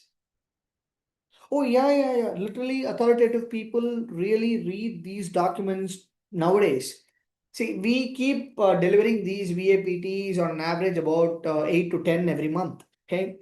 And all of these reports generally goes to the management. And what we do is we consolidate this 25-page report into a 14-15 slide documentation and explain why a critical vulnerability has come in and why medium kind of vulnerabilities has come in. So how do we write here? We'll write the vulnerability there, right? And then we mention whether it is critical, medium, high, low, and give a description, what are all the affected machines, and finally gets to the recommendation specifically. Now what we will do is, in the first column, in the first one, we will enter the vulnerability that we have identified in the Nessus tool. So in that way, it will become even more effective for all of you to get aligned. So you can see here, it's an unsupported version where you see the software end of license, right? SEOL, and we said unsupported OS version, and the target is running low. We don't write the description that is given by the tool, and we don't just rely on the tool too. Please understand. In just the interest of time, we are just copying exactly whatever that is being written in the tool and pasting it here. But in general, there'll be quite a number of information that we will incorporate in the description, detailed description, and make sure the recommendation is also being pretty specific. Most of the time, we give the link where they could find the updated version of that particular vulnerability. So we just say right now update to the latest supported version of OS operating system, and you are done with the vulnerability addressed. So it's even more easier and simple to really understand at various junctures. So like this, we will continue to enter a lot of information across, all right? And we then get into the penetration testing as a process. So whatever we have concluded right now is all only VA. Now we are going to do the penetration testing as a process. We'll just do one example, and then we will get going with application security.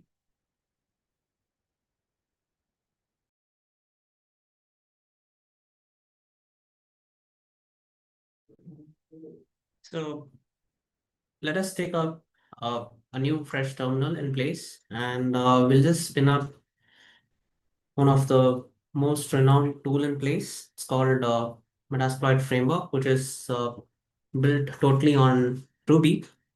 So to spin it up, so we'll just take up MSF console -q. So I'm just running it on the quiet mode so that it doesn't take much of the resources on the labs.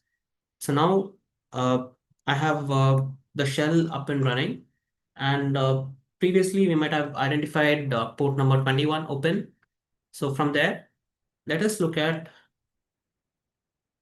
VS-FTPD as one of the exploit that is particularly available in this framework. So from here, let me take up the second exploit that is there. So this is mapped to the first in the database. So I'll just use one, and I have loaded the particular config that I'm looking at. So from here, I can just do show options, and here you could see all the parameters that needs to be taken up.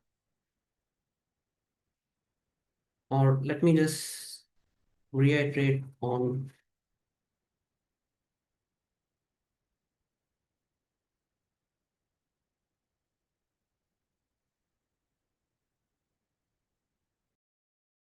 All right, don't worry about it. Don't worry about all the commands that we have mentioned here. Okay, as this is pretty advanced level of using these tools, the speed that we are using, you may not be able to follow. That's why we wanted to make sure that you practice it yourself to make sure that you can at least feel yourself that you've got something really out.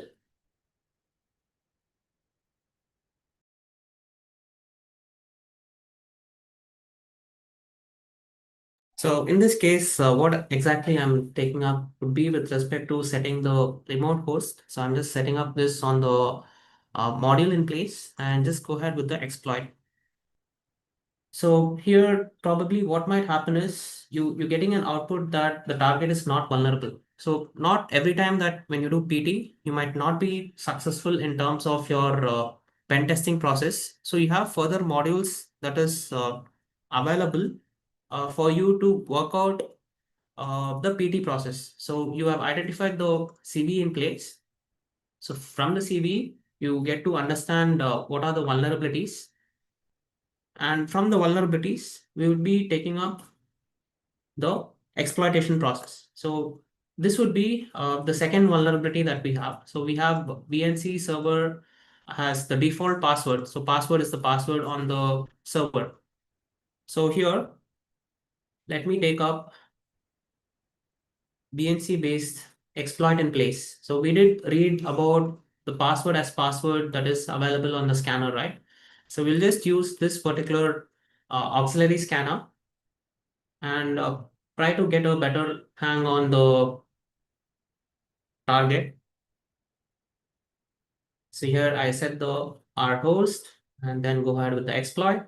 And here you see, you could successfully see that the target has been exploited. So you have a login successful that is popping up on the screen, and then you have the password as the password. So here there is a misconfiguration that is happening in place. So you could see, like, you could relate and connect the dots in place. So in the VA, you have identified the password as password. So in the PT process, you would be able to also get an understanding of this. So now, how do I do the reporting part of it? So I just identified that this exploit worked. So I'll just take up a screenshot of this particular exploit with the timestamp and go into the PT part of it and put up the screenshot. So I'll be also taking up a short write-up on what exactly I had performed for me to be successful in this pen testing process.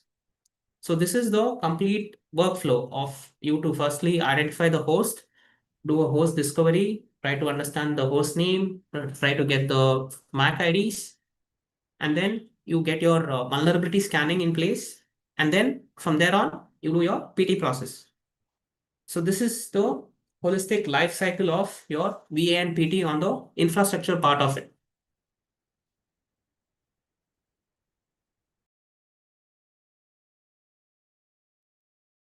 I hope all of you have got a glimpse of what an infrastructure, network, operating system, connected, VA, and the pre-PT process, right? Of course, this session is recorded and you will get the access to really view it. But again, if you just wanted to view the recording even many number of times, the difficulty level is not going to reduce, because not understanding the concept is not going to help you understand the tools, neither the way how it is being performed. You could see by the speed that the commands were actually typed, right? So we've been breathing this for a very, very long time. And when we are going as a regular class, we will give all these explanation in advance. What is lhost, what is rhost, what is MSF console, where these tools are, why you need to use Linux, why can't you use Windows, why can't you use Mac. So we would give all these understanding to align yourself with the adequate knowledge to perform these tools one after the other, right? So again, repeatedly I've been saying that all the tools, whatever we are showing, is just to show you a glimpse of what this program can offer. One. Number two, how you could elevate yourself into this position within a span of few months' time after getting in. And you want to choose cybersecurity, I think, yes, you will have to eventually get through all of these things. You need to know this process. Whether you're going to perform penetration testing or not is second. But you just need to know how a penetration testing is being performed. Sometimes it may be helpful to you, as simple as that, right? So now we've come to the last section of the workshop. I've got another teammate because hearing the same person's voice, we just don't want that to happen. So we've got another expert, Vimal here. So who is performing application security, and he is typically going to run about another 3 of the penetration testing process straight away. Because in the world of security, VA process is pretty much the same, whether it is network or it is application. So we are trying to use only the remaining time of 30 minutes to run the penetration testing as a process. So I'm just handing over it to Vimal, and again, the questions will follow. I'll still continue to provide you all the references and respond to your queries. Please feel free to query it out, and last 30 more minutes.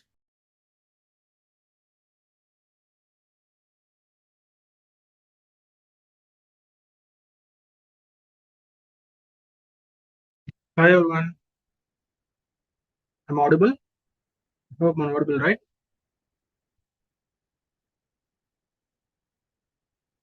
Yep, that's great. Okay,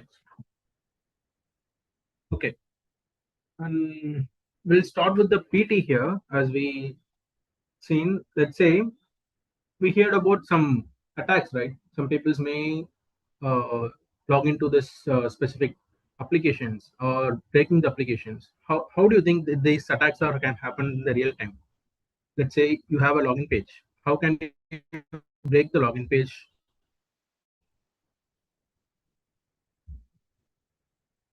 Okay, let's see in the live. I will share my screen. Just give me some moment here. Okay. I hope the screen is visible, right? Yep, SQL, right? Who's that? Yep. Okay. Okay, let's see. As a result, let's see there is a. This is a web application that is damn vulnerable for security purpose, for security engineers to learn about the vulnerabilities and try it over here. Let's say we have an entire interface here, and you can find the login page here, right?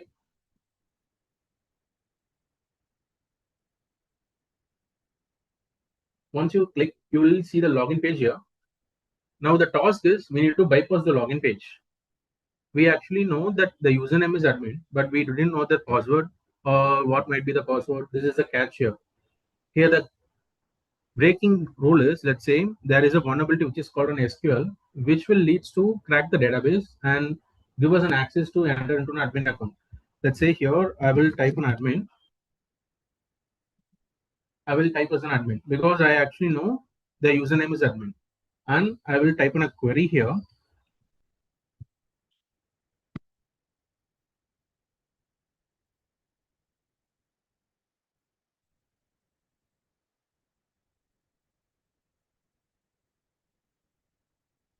Here, this is the query I injected. This is called as a payload, and in the password field, I will enter as a 1, 2, 3, or 4 because the password field will break for the validation. Once I click the login, it will lead me to the admin account in a specific application. This is same like, let's say you are approaching a real-time application or real-time banking application. If the application is vulnerable for the SQL injection, and the person who are trying to attack the specific application can take over the admin account or can take over any person's account. This is so vulnerable because I can take over any person's account. Let's say in here we take over the admin account. Let's say your friend's email or your username you are aware of. You can use the usernames and you can bypass the password. Here we can see there is so many things, right? This is one way of doing a login bypass, and we have several ways of reaching the login page and getting it on a specific account. This is one kind of PD, and I hope what you're seeing is again a web page where it is designated to perform testing, right? First is identifying whether a website has SQL injection, number one. Number two, you need to know how to write the code, right? So I'll just go back a step, okay? So you can see here a code, right? This code has got a logic in it. It says like the username is admin. Most of the cases, websites, the username continues to be admin for the administrators logging in, right? Because they don't know the best practices and they don't get to change it. So admin is probably right. And then we wanted to just write or, which we're using an or operator, and trying to bypass it 1 is equal to 1, which means if the username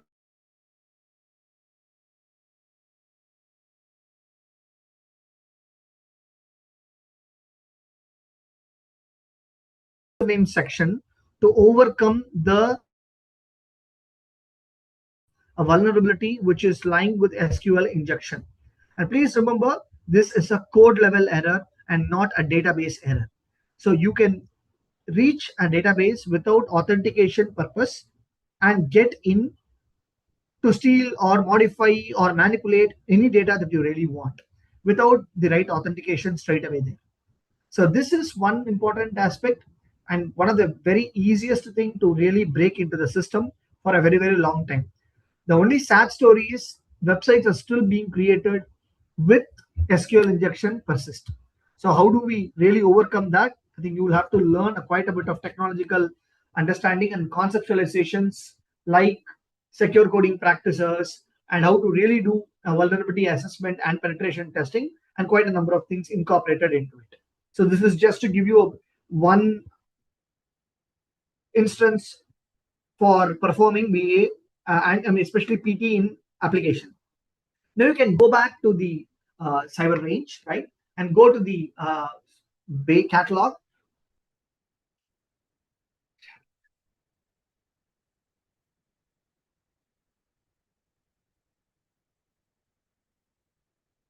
Right, you can go back to the catalog and then share the screen.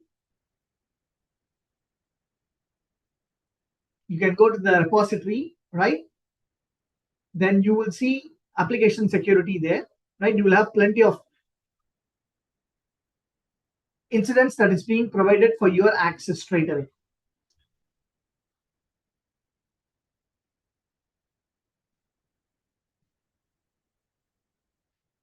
So there are quite a few incidents that are being given. Whatever that we have it shared is the entire repository, right? For all of you to really get a feel of it.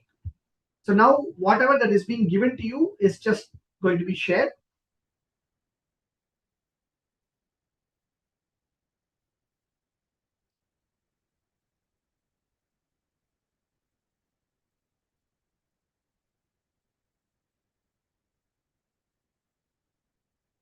Now get into application security in your own login, right? So you can see SQL injection, DNS intelligence, and quite a few incidents that are available. And just to let you know that it will only hardly take about 5 minutes to perform each incident because each of them are easier to really penetrate into. Right? Let's move forward to the second one.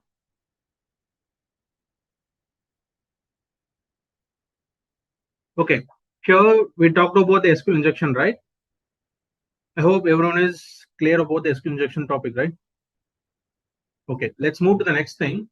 Here, the next vulnerability is called as a cross-site scripting. Let me share my screen here. Just give me some moment.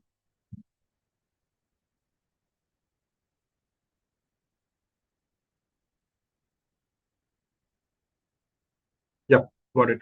Okay. We talked about the SQL injection. Here, the second one is cross-site scripting. The cross-site scripting is purely vulnerable for the JavaScript. The JavaScript is actually used for to do some functionalities in a web application.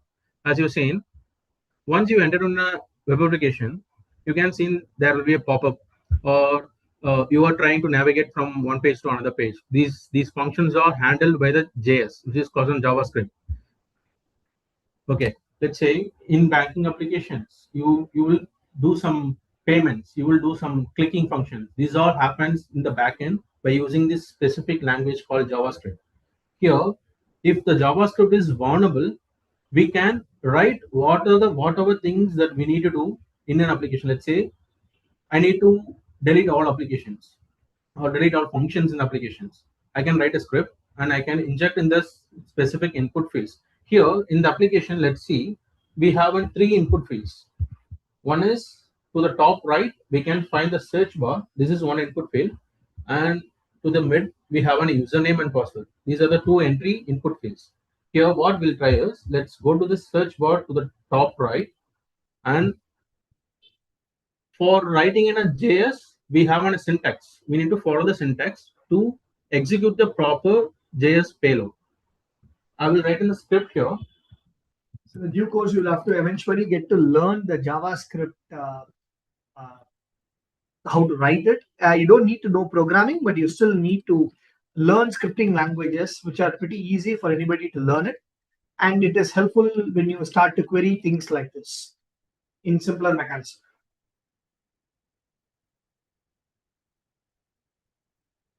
Here to the top right, I have actually written a script which will do an activity to trigger a pop-up alert. And let's click the go and check whether it's working or not. Okay, I hope it's redirecting me to scenario here. Okay.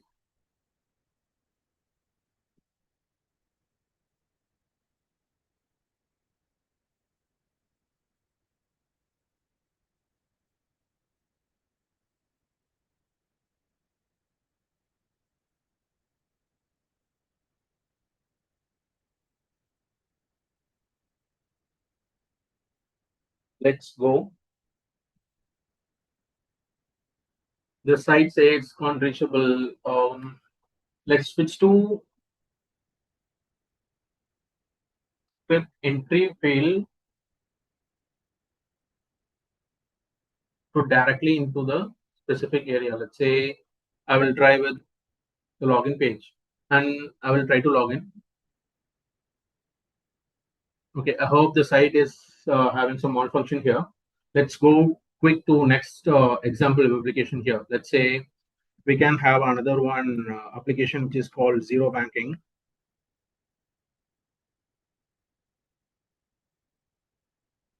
This is the same damn vulnerable application. Here we can see there is an input field which is used for search some functions, right? We type the same prompt here. Let's say it's actually saying script alert, and inside the string I type an XSS. Let's try with the login. Okay.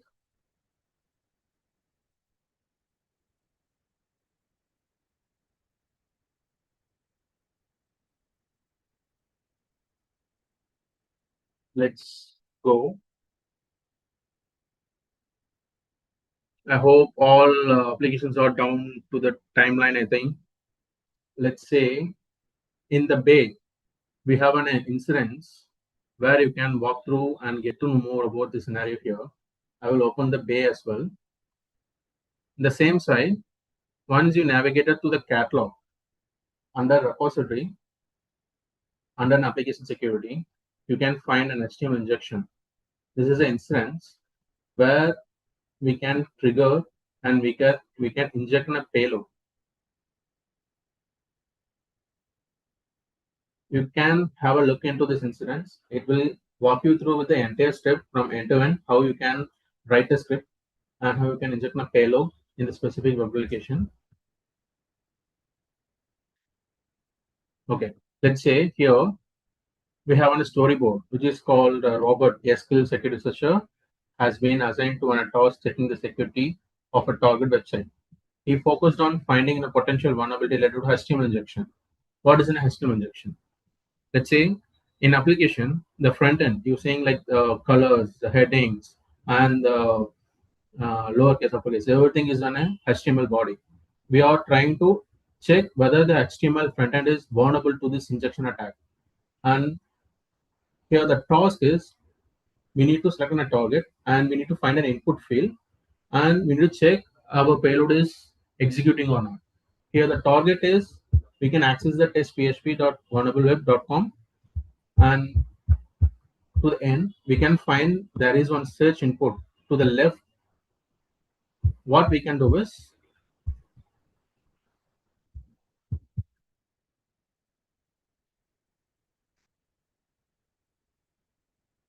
here we can see I actually entered a script here to the left search bar and it actually reflecting me HTML, HTML, HTML. It's all in the lowercase to the end. This is how we can inject in a payload from the scratch. And if it is vulnerable, the application may reflect your scripts and it can goes beyond the simple scripts. Let's say you are planning to make the site down. The script is vulnerable, right? You can inject anything, whatever what you are thinking inside a specific script, and the script will be execute the exact command what you are typing. Let's say you need to delete a specific account. The script will be delete the specific account. This is how damn vulnerable about XSS or HTML injection vulnerability. Okay. Let's say we'll go to the bay.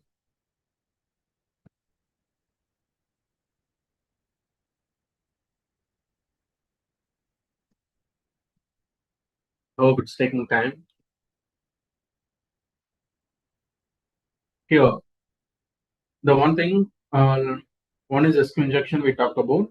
This is purely related to the database. It's only vulnerable and it will break the entire database. And the next thing, in the other hand, we're talking about an XSS, which is purely vulnerable for JavaScript related vulnerability. The JavaScript is a language where it's vulnerable for specific payloads and that will reflect a severe impact for a web application. These are the two hands and two major vulnerabilities. And if you search in web, it will list in the top 10. You can find the SQL in the top 10.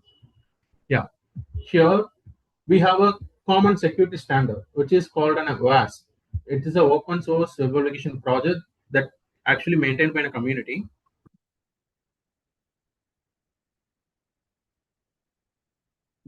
This is a site it may look like. Here, it's purely generated for web application. You can find the top 10 list for 2025. Let's say I need to go for a top 10 list. I need to find which are the vulnerabilities that are actually listed for 2025 in the top ranking. You can find that's a top 10 list, right? 2025 list. In this, we find the A1 to A10. These are the high level impacted vulnerabilities in the 2025 year. The 2025 denotes the year.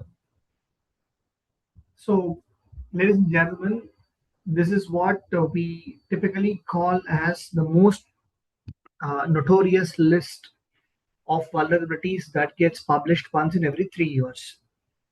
Open Web Application Security Project, OWASP, OASP, it's otherwise called as, releases list top 10 vulnerability lists. It doesn't mean that you only have 10 vulnerabilities there. Okay, you have plenty of vulnerabilities that are still there, but these top 10 are common in many of the websites.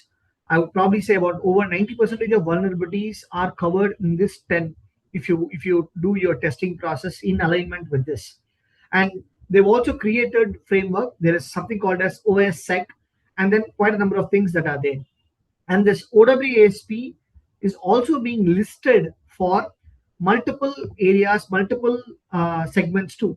It has got something for web application, it has got something for mobile application too. There are different 10 lists that are available. And if you go back 3 years ago, there'll be 2022 list would also be available. And then I've got 2017 list that was also there. So it is supposed to be every 3 years, but 2017 to 2023, 2020, something must have come. But because of COVID, it just got delayed. But the vulnerabilities still continue to be persistent. And injection is being there for a very, very long time if you look into it. And that's what we've shown as a first example as SQL injection.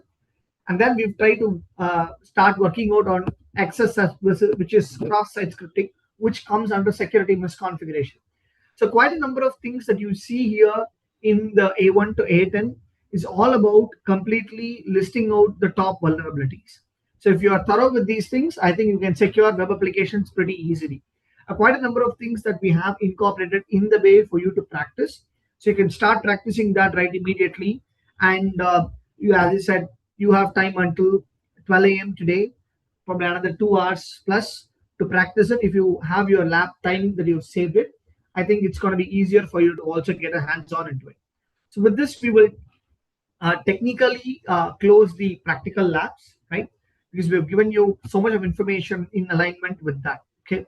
So some of the simple commands that probably I would give you as a snippet would be to start working out as system info task list in your command prompt. If you're using Windows, you can type it there. So far, we've seen only Linux as it is. So I'm just giving you a couple of them. And you can also try to use commands like netstat to see how many devices are, how many IP addresses are connected to your network, your computer. So similarly, you have commands like cipher to remove things. So plenty of things that keeps coming up one after the other. So with this, we will conclude the technical session, and then we will, we'll probably be able to take up questions in the next few minutes and hand over to Ananya for her to do the conclusive remarks, and she wants to communicate quite a number of information to all of you so that you can be in alignment with whatever that we have taught, and you can take it forward and become an expert over a period of time. So questions, I think we've asked a lot of questions, but I still want to hear how many ever you have. How we can cover injection in one as there can multiple? Yeah. Obviously, we just covered you only one to give you a glimpse. There could be multiple injections that could be possible. In fact, one of the injections that we encounter would be SQL predominantly, but there are other injections that are also there where LDAP is another injection that we persistently see. But however, probability says more of SQL because people commit coding errors, and in order to overcome that, secure coding is the best practices, and that will have to be followed. No, we're not going to show OWASP, ZAP, or Burp Suite because, again, it does require a lot of time, point number one. And in order to explain the tools, we need a lot of conceptualizations also to be covered. So today, no, we're just covering only a couple of examples as simple. Logic always have username as admin. Yeah, that's the human mistake. That's something which we will have to correct it. Is it possible? Okay, I think there's quite a bit of questions. Okay, is it possible that to say application can be completely secure? See, you cannot say anything to be completely secure, unfortunately. Okay, but you can secure it up to 99.99%. So for that, you will have to learn the concept and know how to use it by means of identifying the right tools straight away. Okay, and does this learning need any particular degree? No, absolutely not, for sure. OWASP is Open Web Application Security Project, and that is for application security. I mean, integrating your learning with AI is pretty simple. You just have to know what AI models that you wanted to use in your application, and then start merging. AI is going to give you everything for you to merge the model with your application. And prompt engineering is one other thing that you may have to be more confident with or supposed to be. VAPT should be included as the last step in the SDLC process. So you'll have to start with threat modeling and then move forward with secure coding, then code analysis, and finally VA and PT. Sometimes we also incorporate performance testing too in the process. And it's a last step where we call them dynamic analysis, security testing as VA and PT. Which security vulnerability is characterized by a hacker injecting malicious JavaScript into a website? More prominently about XSS, it's cross-site scripting. Yeah. Okay. Next, we get the recording of the session. I think yes. What is the latest version of HTML? I think those questions you can take it up. We have plenty of tools for AI for sure. Does Nessus find all the vulnerabilities? If you not, how to find them? What is the process in brief? See, Nessus does identify most of the vulnerabilities, but Nessus is not the only tool in the world. Okay, it's predominantly available. The community edition is pretty good, and it's being widely accepted in the international industry. So we do suggest Nessus for infrastructure, network scanning. But with application security, we still use quite a number of other tools in the process. We want to bring in a combination of open source and proprietary tools. That's why we brought in Nessus into the picture. It's as simple as that. Okay, how network security? Okay, one of previous questions. It's a default option? Have to change on the virtual box from C and P? I think it's depending upon how you want to use it there. Yeah. So how network security, application security should be planned for your own server. This application API gateway can help to make application is properly configured. Again, application gateway, application program gateway interface API is more of connecting to application. So you have to probably step into secure your application first, and then like a couple of applications, and then you have to connect it with API. And in network, it is again a different ball game. So network will be tested by the network security team, and application will be tested by the application security team. That's what we call them the best practices as it is. Again, we are not, if you have to start explaining ARP poisoning, then I have to explain quite a few things for you to understand ARP. I think your answer may be more relevant if you probably join the program and then get going with that. No, network and infra are not the same. Infrastructure is entire hardware and software together, but predominantly infra is more of IT hardware. Network is once it gets connected to the internet or local network, we still call LAN, MAN, all of these things as a network. So infrastructure, it starts with and then gets into network, and inside that you also have application, mobile, and stuff like that. Okay. Is there SQL used for bug bounty? Yeah, it's definitely yes, obviously. Our risk and compliance will be connected to penetration testing. It's an audit process that you will eventually get to use it. So risk and compliance is one important area that you will have to continue to concentrate on in order to regulatory compliance is coming into existence. Bring in regulatory compliance. I mean, tools, as I said, I'm not going to list that out right now. Sentinel is not a VAPT tool. I think, yeah. And few questions here. Can we use Cyberbay for the practicing the incidents? No, you can use it probably, as I said, until 12 a.m. today, because it'll shut down after that. So if you have timer left and you can still continue to practice it, yes, we don't have any problems with that. Okay, we'll be learning the network concept. Yes, you will be learning network concepts if you take up the program for sure, because network security is a topic. So you will have to learn networks for you to get into network security, because devices eventually come in. Linux OS is as simple as any other operating systems for that matter. Start with the basic installation process with multiple loaders. Typically use grub loaders, and start with. Then next step would be getting in and take control of the file system, folders, then commands, and eventually, yeah, you will get going forward. Kali Linux is obviously the best for security professionals, and it's more easier to really operate. That's because where we have uh, many of the tools already incorporated into it. So that's why we generally suggest Kali Linux. Then the Linux, it's not like other Linux are not useful. You may have to download packages and tools and spend a lot of time in installation. Hence, we suggest Kali. How does this VAPT skills translate into realm of cloud security? I don't see any difference, because it also falls under infrastructure. So as long as you know the operating system levels, the network levels of security parameters to perform VAPT, you can just convert that exactly the same. Yeah, you will get to learn AI for sure. Yes. Fedora and Parrot OS are also well accepted, lightweight. Again, very powerful when you want to use Arduino kind of tools in your regular practice. I think I think I've taken enough questions straight away. So yeah, I mean, we have to. I know that we don't have enough time, so we have to be fast enough to really complete the practicals and also give you the answers as much as possible. So I'll hand it over to Ananya for the rest of the things to be completed. Thank you, Ananya. Thank you so much, Professor Harish, and thanks to the entire team there for putting in the effort to executing this workshop. I think without everyone's support, it wouldn't have been possible.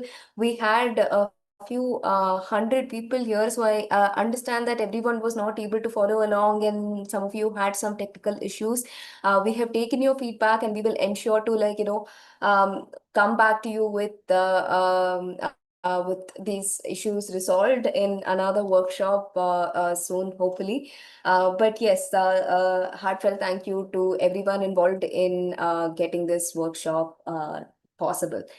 Okay, so what you have just experienced, tonight, a live VAPT engagement, and this is something that most people spend years in the industry before they get this kind of exposure, and many might never do also, because a lot of jobs don't hand you a structured lab and give you this environment to experience this. But here's the thing, tonight was just 3 hours. Like Professor Harish kept mentioning, we have tried to give you a lot of content within 3 hours, but real fluency in this field, the kind that gets you SOC analyst role or a penetration tester title, or even on the track to become a CISO, it doesn't come from just a 3 hour learning.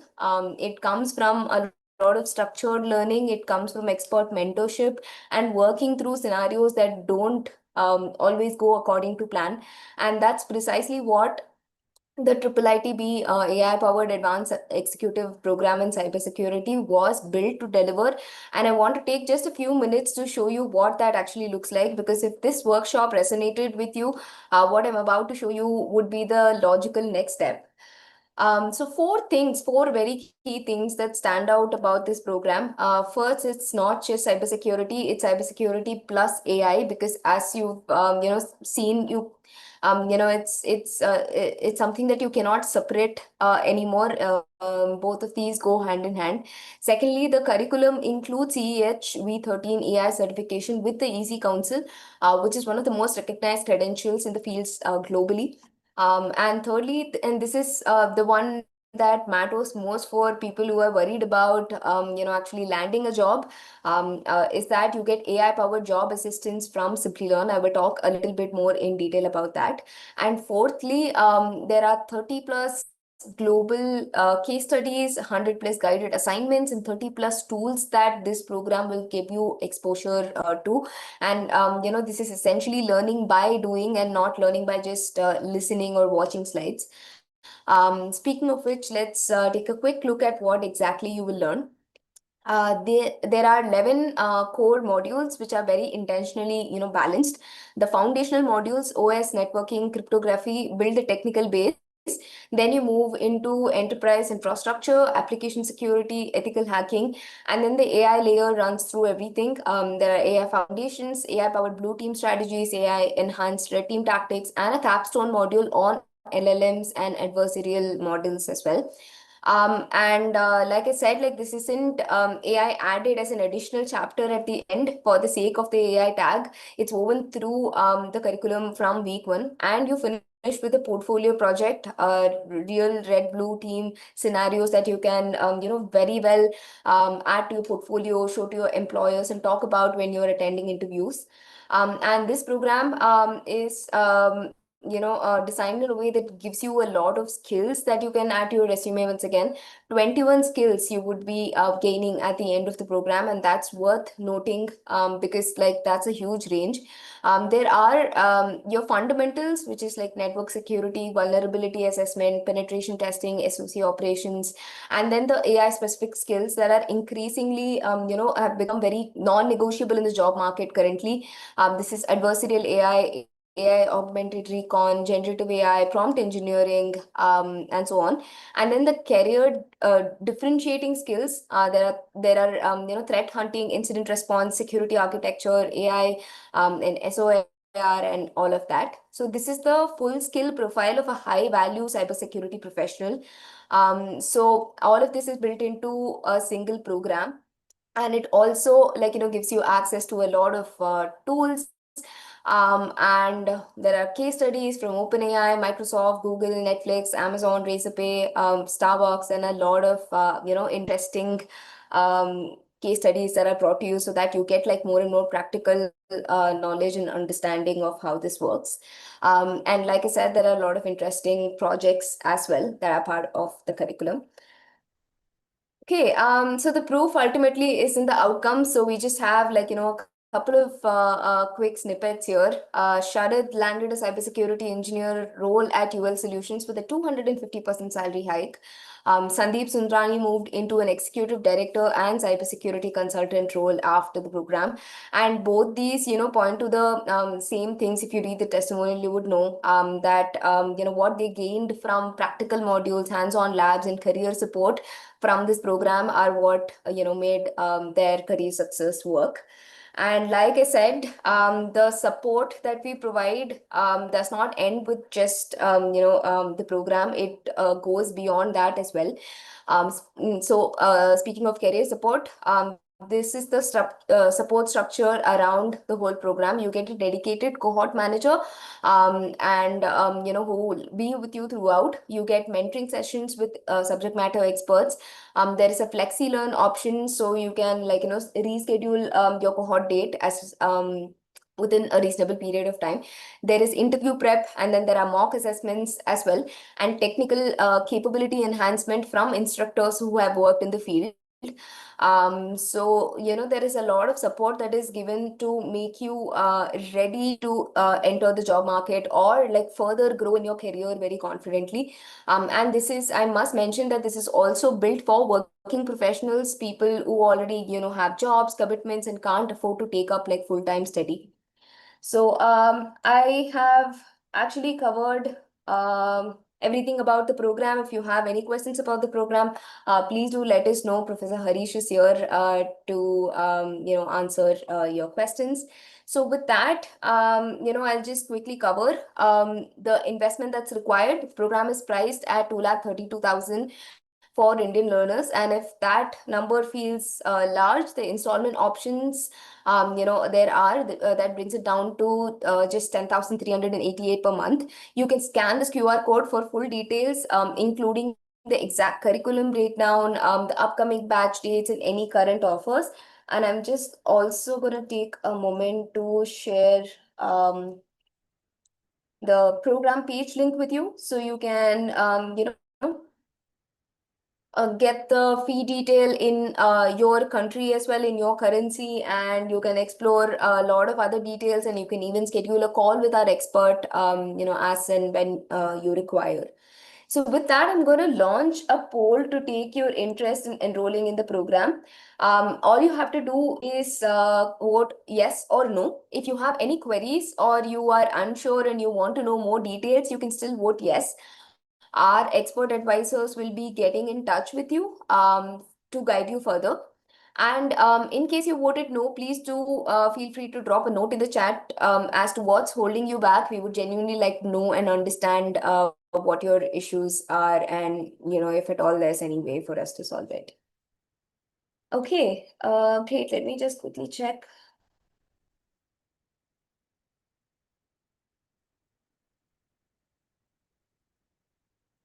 Okay.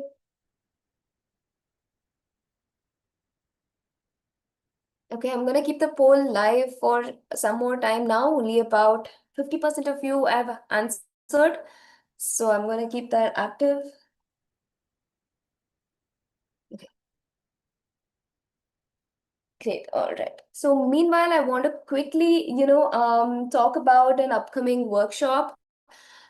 We have something coming up next Saturday as well, 27 June. It is happening at 6 p.m. IST. And for our global audiences, it is 8:30 a.m. ET.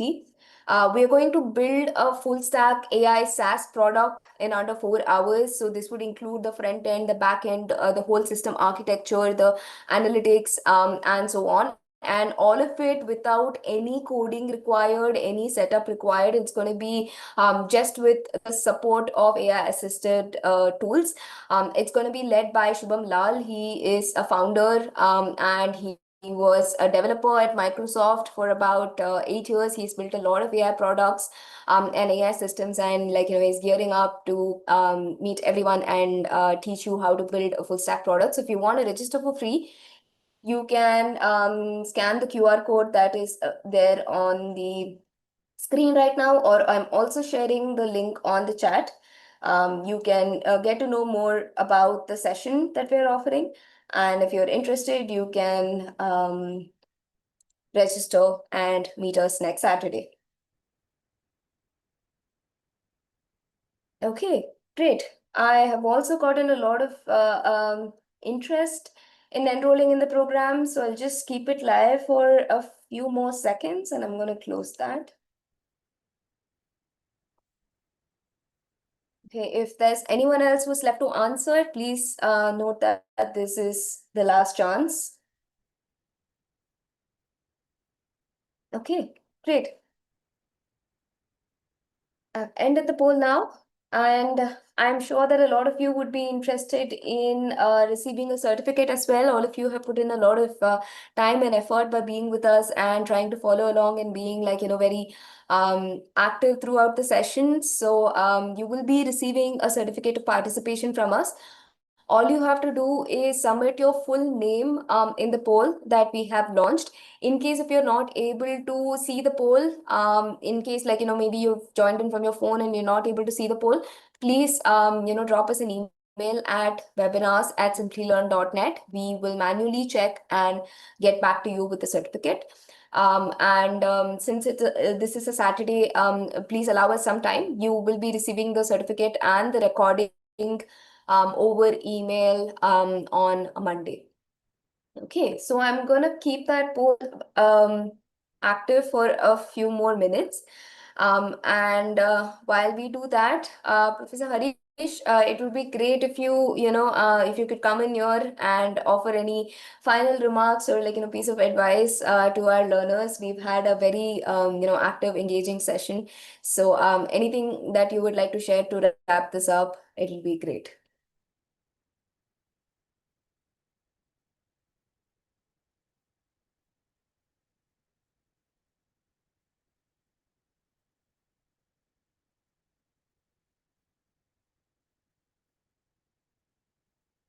Okay.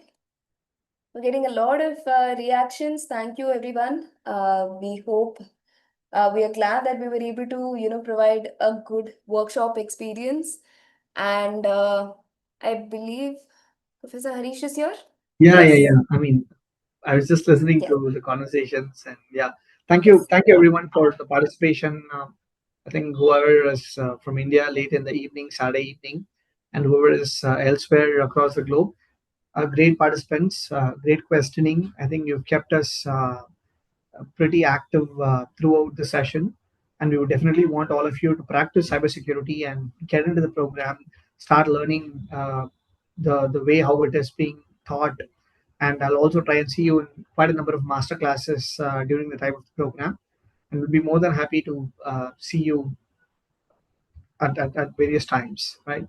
So we all can get connected today in the digital world. So looking forward to seeing you all elsewhere at some point of time. Thank you, Ananya. Thank you, Simplilearn. And I'll communicate this to our faculty list. Thank you. Yes, perfect. Perfect. Thank you so much, Professor Harish. And once again, thank you everyone for joining us today. We have been mentioning, this workshop was just a very, very small trailer into what you could learn from the IIIT-B program. So please do ensure to check it out and show the eagerness to learn and grow in your career like you have shown today. We hope to see you all in the class very soon. So thank you so much. And if you have any follow-up questions, any feedback to share, please do write to us at webinars@simplilearn.net. Our advisors will be reaching out to anyone who has expressed interest. So please do stay tuned. And take care, everyone. Please do stay safe online. And we'll see you soon again in the next session. Thank you.